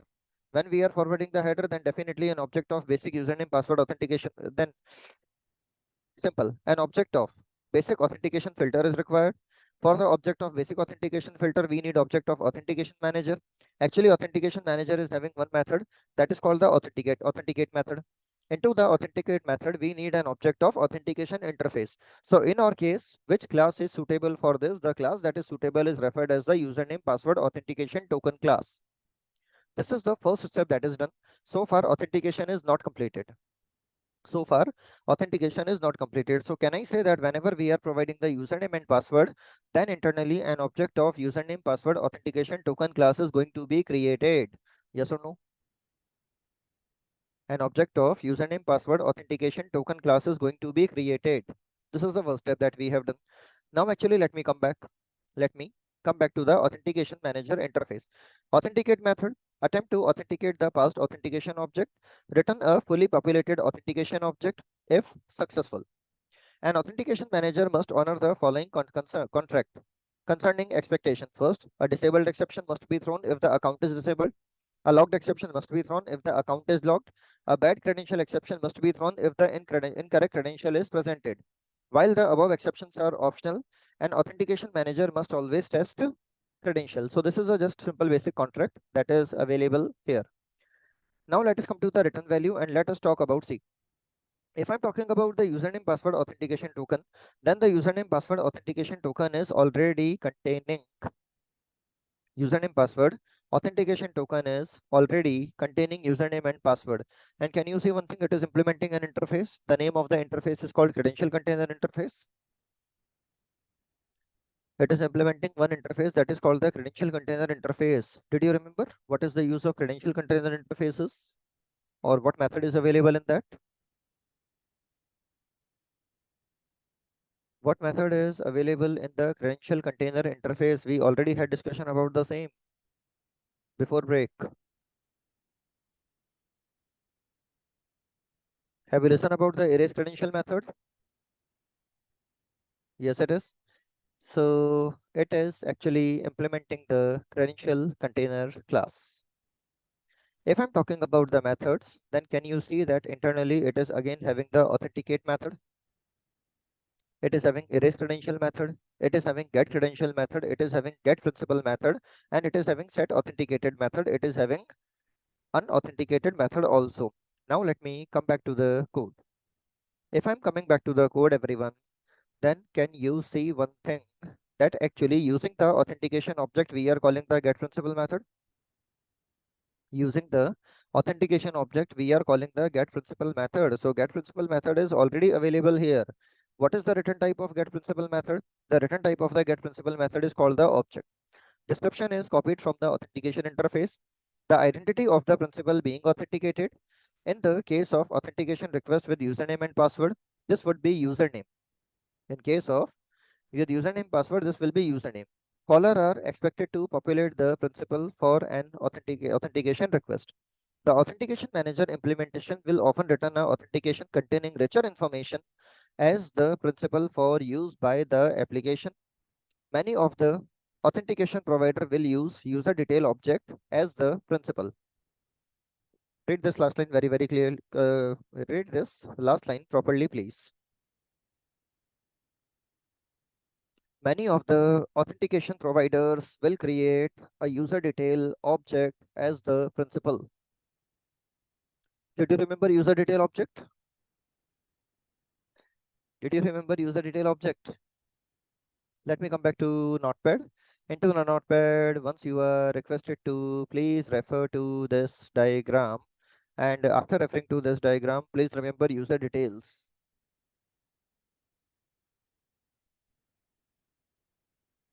Everyone, user details interface, the implementing class is user. So can I say that user details interface is actually used by username password authentication token class? Yes or no? The username password authentication class is actually using the user detail. Yes or no? Yes, it is. So this connection is clear, everybody? How exactly the things are going on? We are just providing the username password. Basic authentication filter class object is required. So first create an object of authentication manager. To create the object of authentication manager, first we need object of the authentication interface. Which class is suitable? The class that is suitable is referred as the username password authentication token class. What exactly username password authentication class is using? It is using the user detail as an object for the authentication. Is that point okay? Means it is going to create an object of principal. When it is creating the object of principal, internally it is an object of user detail interface. If it is an object of user detail interface, so practically it is an object of the user class. So why exactly ultimately we are getting the object of the user class? I hope this connection is now clear to you. Yes or no? Ultimately, why we are getting the object of the user class, this connection is, I hope, clear to you, because we are calling the get principal method, and we are calling the get principal method. Ultimately, we are typecasting the same to the user, and then we are getting the username and the password. Okay, this part is also done. This part is also done. Other methods are also available. Erase credential is available. Get credential is available. Set authenticated is there. Unauthenticated is there. Authenticated method with a static context is also available there. So few methods are already listed here. This is only one implementation that I'm talking to you right now. This is one implementation that actually I'm talking to you right now. So everyone, this authentication is containing the username and password only. But if I'm talking about the returned authentication object, then definitely the returned authentication object is containing much more detail. Is that okay? The authentication object that we are passing here, it is actually containing only username and password, but the authentication object that is written from here, it is containing the updated authentication object that is containing so much details. That is containing so much details. Okay, so authentication and its sub interfaces, they are covered. Now I'm talking about the authentication manager. So authentication manager is an interface. Authentication manager is an interface. Its implementing class is available. The name of the implementing class is actually referred as the provider manager class. The name of the implementing class is actually referred as the provider manager class. Is that point okay? Yes, it is. Okay. And you can see one thing that actually provider manager class is implementing the authentication manager. Further interfaces are also available there. See, for a single authentication request, there can be multiple authentication providers. There can be multiple authentication provider. Lot of description is there, but directly let me jump to the constructor. Can you able to locate any default constructor? Can you able to locate any default constructor? No. Every time we need authentication provider? Yes or no? Every time we need authentication provider? Yes or no? Yes, it is. So definitely, if actually, what happened? First of all, Spring wanted to create the object of basic authentication filter, but to create the object of authentication filter, we need application manager. If I'm talking about the application manager, then to create the object of application manager, it is an interface. What actually we need to do first? The first we need to create the object of implementing class, and the name of the implementing class is going to be provider manager. Now to create the object of the provider manager, it need to create the objects of authentication provider. Answer is yes. So what exactly this authentication provider is doing? Let me check. What exactly this authentication provider is doing? Let me show you. First of all, this indicator class that can process a authentication request. And can you see that the same method is available here also? Can you see that same method is available here also? The same method is available in the authentication manager. Same method is available in the authentication provider. Yes or no? Same method is available into the authentication manager also. Same method is available into the authentication provider also. Apart from this, one thing is also available, that is called the support method. Into the support method, it is accepting an object of the class return true if the authentication provider support the indicated authentication object. It perform authentication with the same construct as authentication manager dot authenticate. So some description is available here. But if I'm talking about the authentication manager, so authentication manager is just an interface. Shall we talk about the implementing classes? Shall we talk about the implementing classes? Lot of implementing classes are available here. Among these list of available authentication classes, can you see that there is one class available? The name of the class is called JWT authentication provider. One of the class is available. The name of the class is called JWT authentication provider. We will discuss about JWT token in detail because this is the key way of authentication in case of Spring REST. One more is available, that is called the DAO authentication provider. When your username password are already available into the database, in this condition, if you wanted to use authentication provider, then you have to use the DAO authentication provider, or simply you can say that DAO authentication provider is the default authentication manager provider. Apart from that, if I'm talking about the classes, then null authentication provider is useful when there is no authentication available. The rest of the classes are not actually very much useful for us. Can you see there is one class available, that is called abstract user detail authentication provider class? One class is available. The name of the class is available, abstract user detail authentication provider class, and abstract user detail authentication provider class is actually creating a subclass of, it is a actually superclass of DAO authentication provider class. So simple logic. It is a basic authentication provider that allows subclasses to override and work with the user details object. Read this line 2 times, 3 times, 4 times. Read this line 2 times, 3 times, 4 times.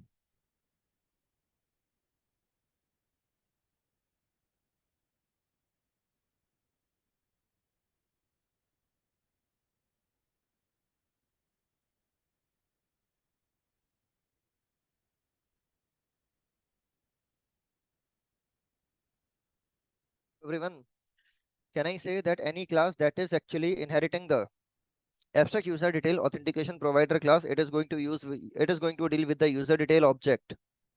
Is that okay? The class that is inheriting the abstract user detail authentication provider class, it is going to deal with the user details object. The class is designed to respond to the username password authentication token request. This line is also clear. These two lines are very important. The first line, it is actually allow to work with user detail object, and this class is designed to respond the username password authentication request class. So if you remember when we were talking to you about the authentication manager, into the authentication manager, I was talking to you about the authentication, and while talking to you about the authentication interface, I discussed to you about the username password authentication token class. While discussing about the username password authentication token class, I told you that it is containing two detail, that is the username and password. But everybody, can you see one thing, that when we are talking about the authentication provider, so in case of the authentication provider, we are going to use the DAO authentication provider. Why? Because DAO authentication provider is having the capacity to deal with the user detail object, as well as it is having capacity to process the request for the username password authentication request class. One more thing that you can see. Upon successful validation, a username password authentication token will be created and returned to the caller. The caller will include as its principal either a string representation of the username or the user detail that was written from the authentication repository. So can I say that the object that we were passing to the authenticate method, it is also of username password authentication token class, and the object that we are going to return, that object is also going to be of the username password authentication token class. Yes or no? Right now, both the objects are going to be of the username password authentication class. Using a string is appropriate if the container adapter is being used as expect a string representation of the username. Using user detail is appropriate if you require access to additional properties of the authentication user, such as the email address, human friendly name, etc. As container adapters are not important, not recommended to use user detail, etc. So much details are available there.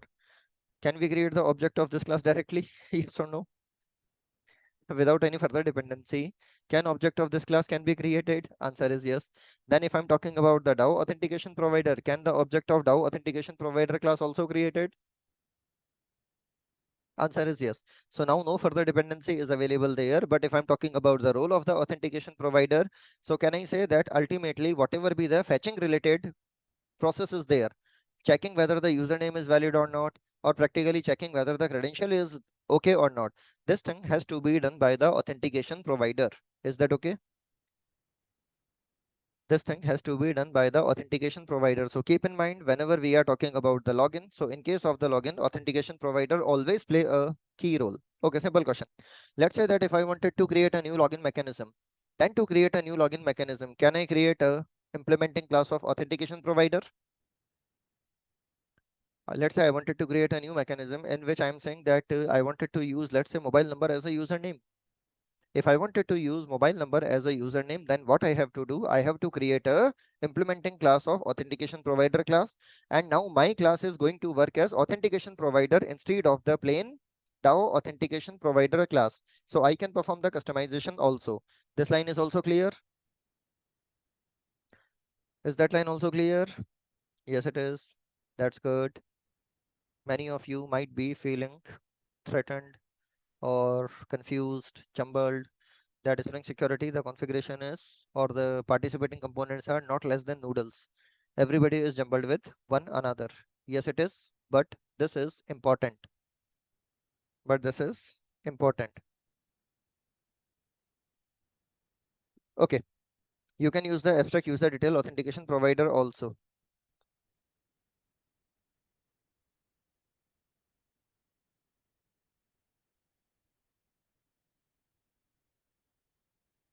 Now, so authentication provider, from the authentication provider, then there is abstract detail authentication provider is there. Then finally DAO authentication provider is also available there.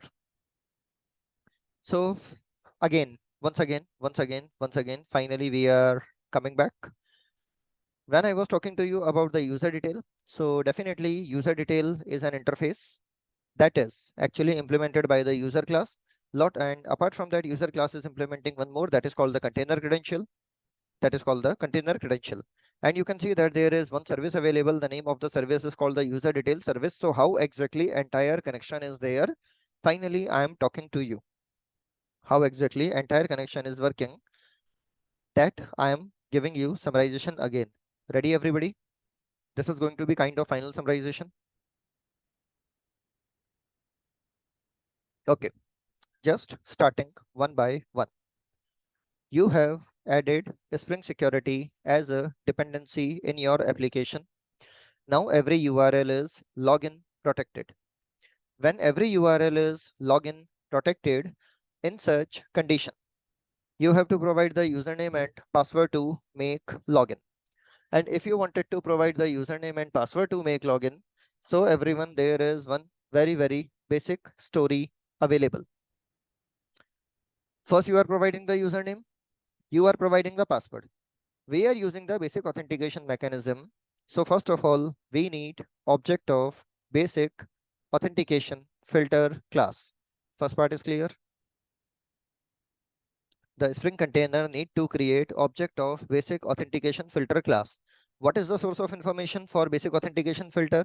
The source of information is going to be the authorization header, such that in the authorization header, all information is available in the base64 encoded format. Username is available there, password is available there. Between the username and password, colon symbol will be there. So if I'm talking about the basic authentication filter, it can get the username and password by decoding the information simply. Now Spring Container realizes that actually to create the object of the basic authentication filter, what I need object of the authentication manager. I need object of the authentication manager. Okay, let us talk about the authentication manager. What exactly this authentication manager is? This authentication manager is an interface. This authentication manager is an interface. What method it is containing? It is containing one method that is called the authenticate method. If I'm talking about this interface that is called the authentication manager interface, then for the authentication manager interface, two implementations are available. One implementation is called the observation authentication manager, and second is actually referred as the provider manager. Second is actually referred as the provider manager.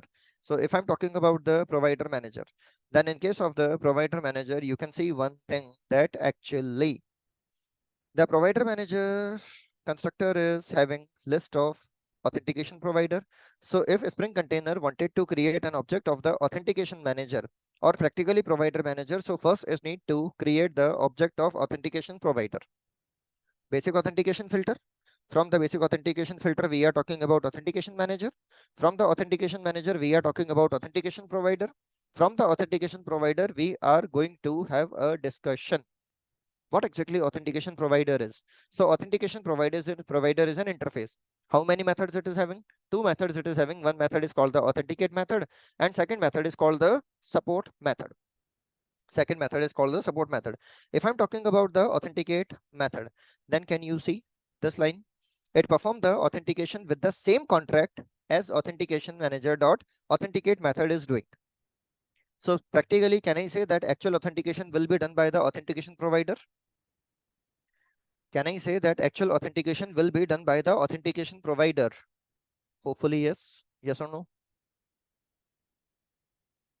Description is as it is copied. Description is as it is copied. Okay. So we are talking about the authenticate method. Apart from the authenticate method, one more method is available that is called the support method. The support method actually return true if the authentication provider support the indicated authentication object. Return does not guarantee an authentication provider and will be able to authenticate the presented instance of the authentication class. So simple answer is going to be in the terms of true and false. You have to specify the class name. If DAO authentication is supported or not, then you have to write down DAO authentication provider dot class here. So basic authentication filter, then we were talking about authentication manager. From the authentication manager, there was provider manager. From the provider manager, we were talking about the authentication provider. Then there is one subclass or one implementing class of authentication provider. The implementing class is called abstract user detail authentication provider class.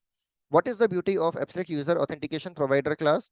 A base class for authentication provider that allows subclass to override and work with the user detail object.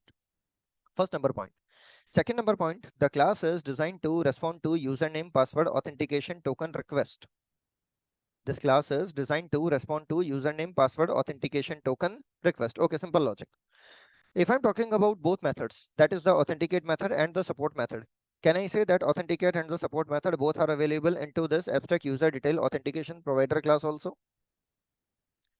The methods of authentication provider interface, can I say that these methods are available to this class also? Yes or no?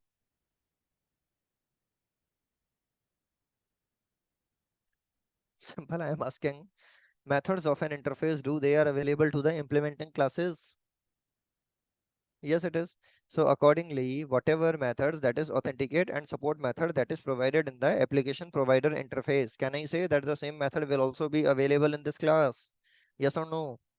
Because this class is implementing the authentication provider interface. Okay, this is an abstract class. Can we create object of this class? This is an abstract class. Can we create object of this class? Answer is definitely no. So we have to talk about the subclass. What is the name of the subclass? The name of the subclass is going to be the DAO authentication provider class. Is that okay? So we have to create object of which class? We have to create the object of the DAO authentication provider class. And if I'm talking about the DAO authentication provider, then can I say that authenticate method will be available into the DAO authentication provider class also? Answer is yes. Support method will be available to the DAO authentication provider class also? Answer is yes. Answer is yes. So by looking at all the discussion, can I say that first actually an object of DAO authentication provider class will be created? Can I say that an object of DAO authentication provider class will be created first? So we were started from the basic authentication filter, but which object is actually getting created first? DAO authentication provider class object is actually created first. And if I'm talking about the methods, then you can say that additional authentication checks method is available, create success authentication method is available, do after property set method is available, get password method encoder method is available, get user detail service, retrieve user detail, set password encoder. Lot of methods are available there. Now, can I say practically using the object of DAO authentication provider, actually authenticate method of this interface will be called? Yes or no? Using the object of DAO authentication provider, actually authenticate method of this interface will be called. Is that clear? Now using the DAO object when authenticate method is required to be called. So first it need to create the object of authentication. Yes or no? First it need to create the object of authentication. So if I'm talking about the authentication hierarchy, who is the parent interface of authentication? Who is the parent interface of authentication? Principal. Principal interface is there. What exactly principal is representing? Principal is representing any individual, a corporation, or the login ID. Principal is representing corporation, individual, or the login ID. Next thing I am talking to you, if I'm talking about the authentication interface. What exactly authentication interface is saying? It actually says that I am representing the token for the authentication request. If it is presenting the token for the authentication request, so what is the implementing class? Abstract authentication token class. What exactly the concrete class is? The concrete class is going to be username password authentication token class. So can I say that after creating the object of DAO authentication provider, the next object will be created of the username password authentication token class using the username and password that you have provided? Yes or no?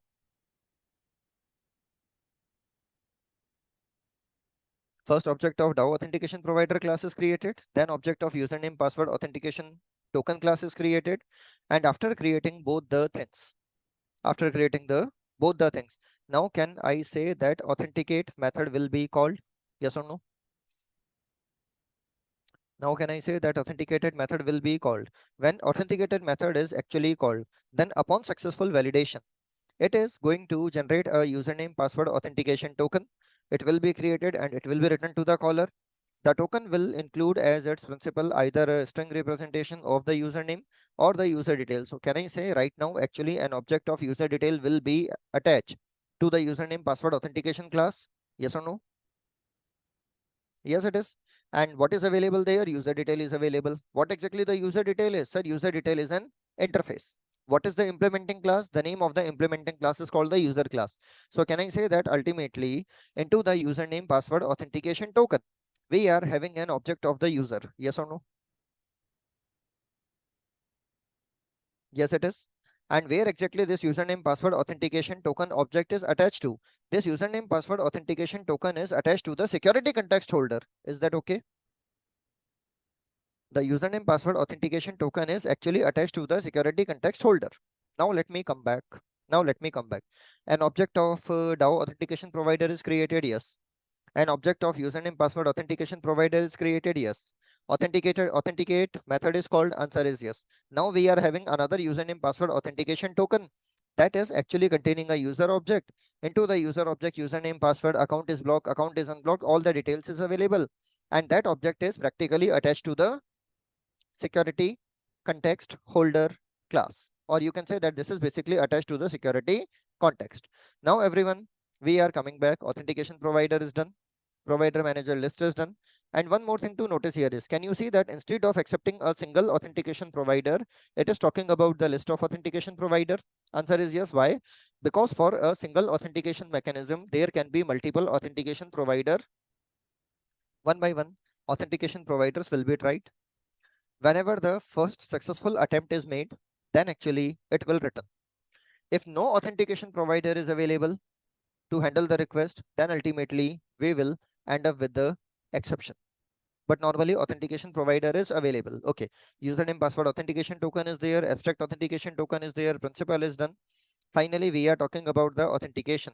And if I'm talking about the authentication interface, then into the authentication interface that actually I was talking to you, its object is created. If I'm talking about this method, then can you see this method is going to actually authenticate, but authentication is already done by the provider manager. Provider manager has done the authentication. The same result will be provided to that. And once the result is provided to that, then actually authentication object will be returned to the caller. This authentication object is nothing but it is actually an object of username password authentication token. Is that clear? Parameter is also username password authentication token. Return value is also username password authentication token. Is that okay? Yes, it is. Then from this username password authentication token, can I get the user object? Answer is yes. So can I say that all that same processing I am doing here? Yes or no?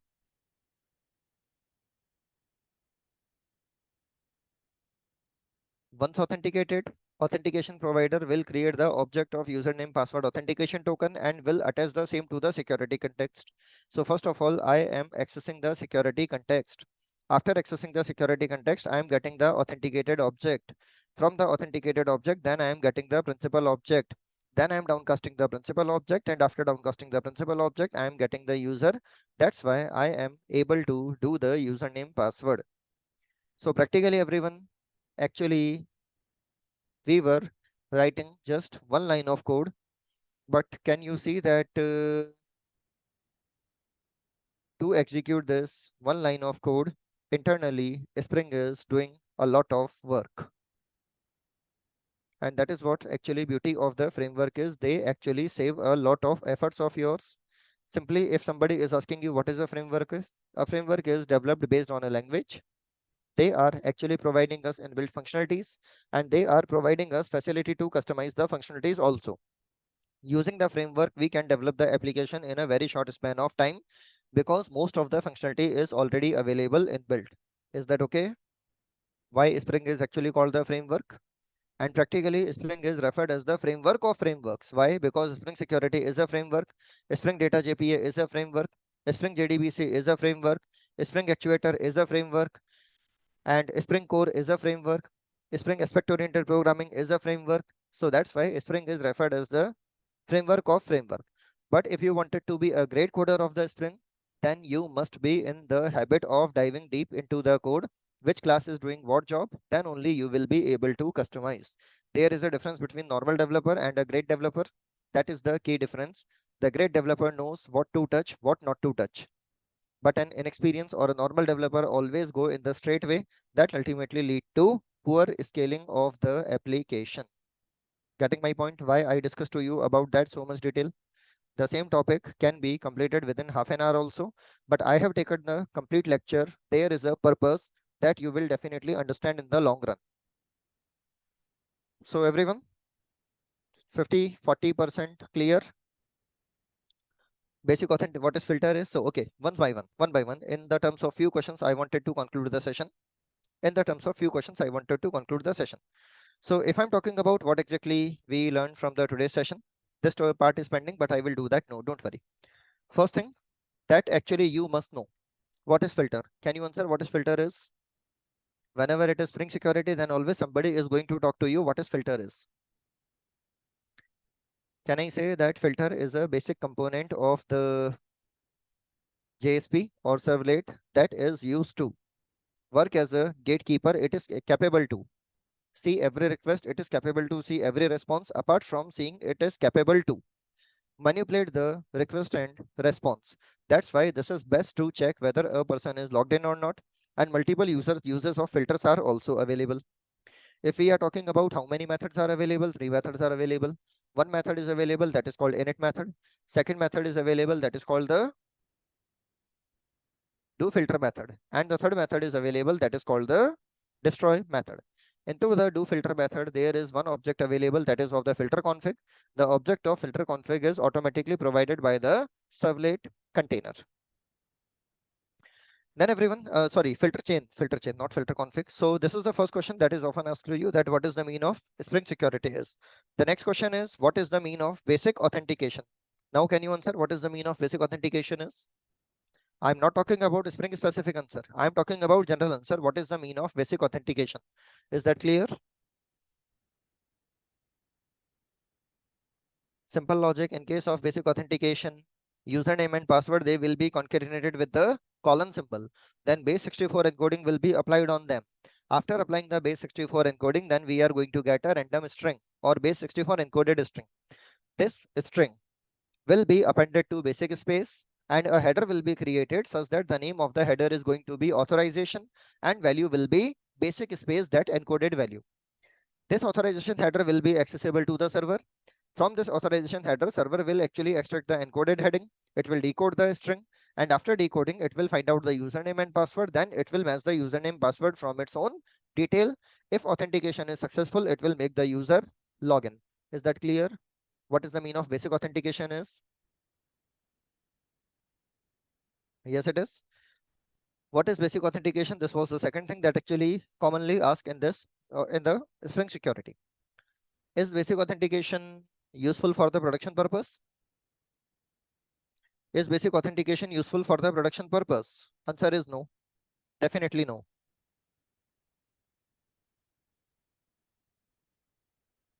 For both of the things, you have to actually refer to the RFC 1945.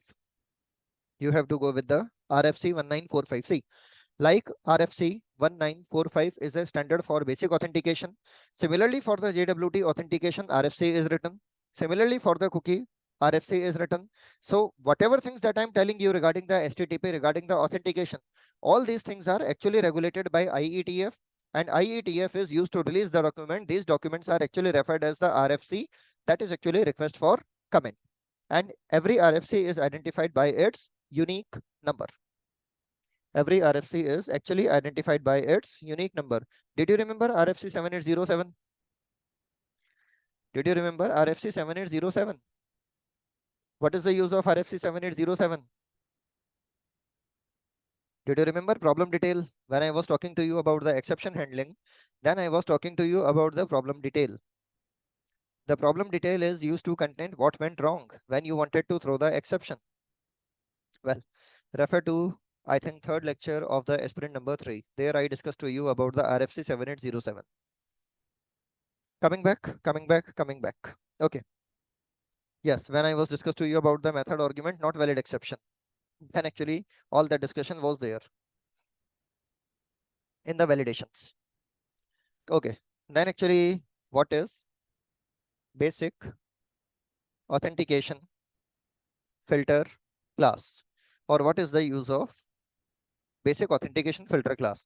Actually, before discussing the basic authentication filter class, it will be good to discuss about what is the use of authentication manager interface. What is the use of authentication manager interface?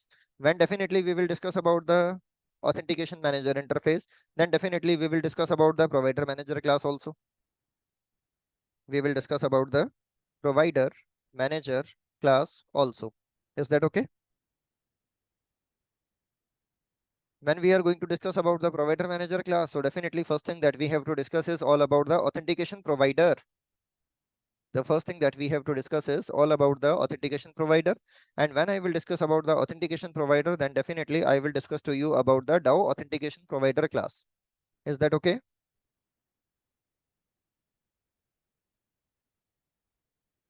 When I'm going to discuss about the DAO authentication provider class, so definitely I'm going to discuss about what is authentication interface. And when I will discuss about the authentication interface, then again I will talk to you about a class. The name of the class is going to be username password authentication token class. Then I'm going to discuss about the class. The name of the class is going to be username password authentication token class.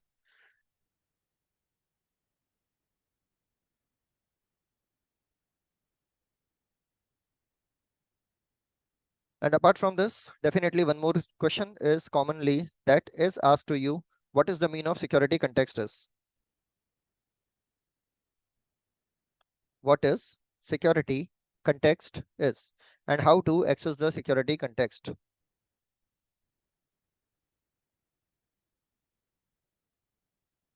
How to access security context in code? See, so how exactly you have to study?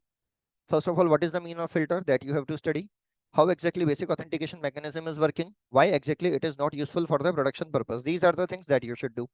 Then actually you should learn about the username password authentication token. After username password authentication token, then you should talk about the authentication provider and the DAO authentication provider. After the DAO authentication provider, then actually you should understand what is authentication manager is. And finally, you should come to basic authentication filter. If you are actually going to study in that sequence, then definitely things will be very much easier for you. Clear, everyone? Yes, it is. So final question is what exactly the security context interface is. The last question is all about the security context interfaces, but here actually one more thing we have to take care is what is the user detail interface and what is user detail service. This is also one more thing that is very much useful because when we are talking about the username password authentication token, so while talking about the username password authentication token, we have to discuss about user details and the user detail service interface.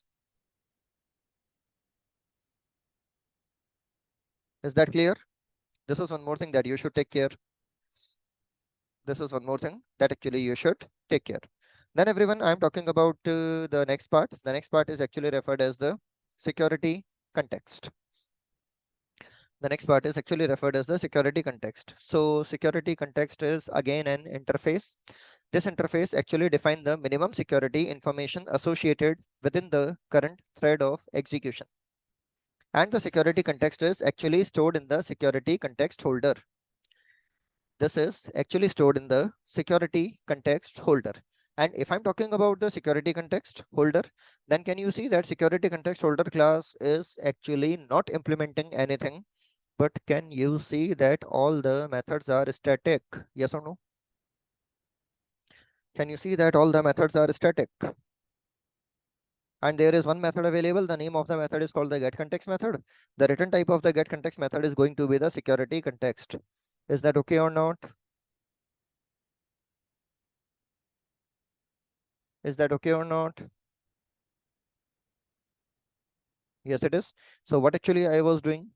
See, actually, finally, when I was getting the authentication object after performing successful authentication, practically authentication is an interface. If I'm talking about the object, then object is of username password authentication filter class. The object is of username password authentication filter class. This object is actually attached to the security context. So what exactly security context is? A security context is actually containing the minimum in security information related to current thread of execution. How to get the security context? To get the security context, we have to use the security context holder class.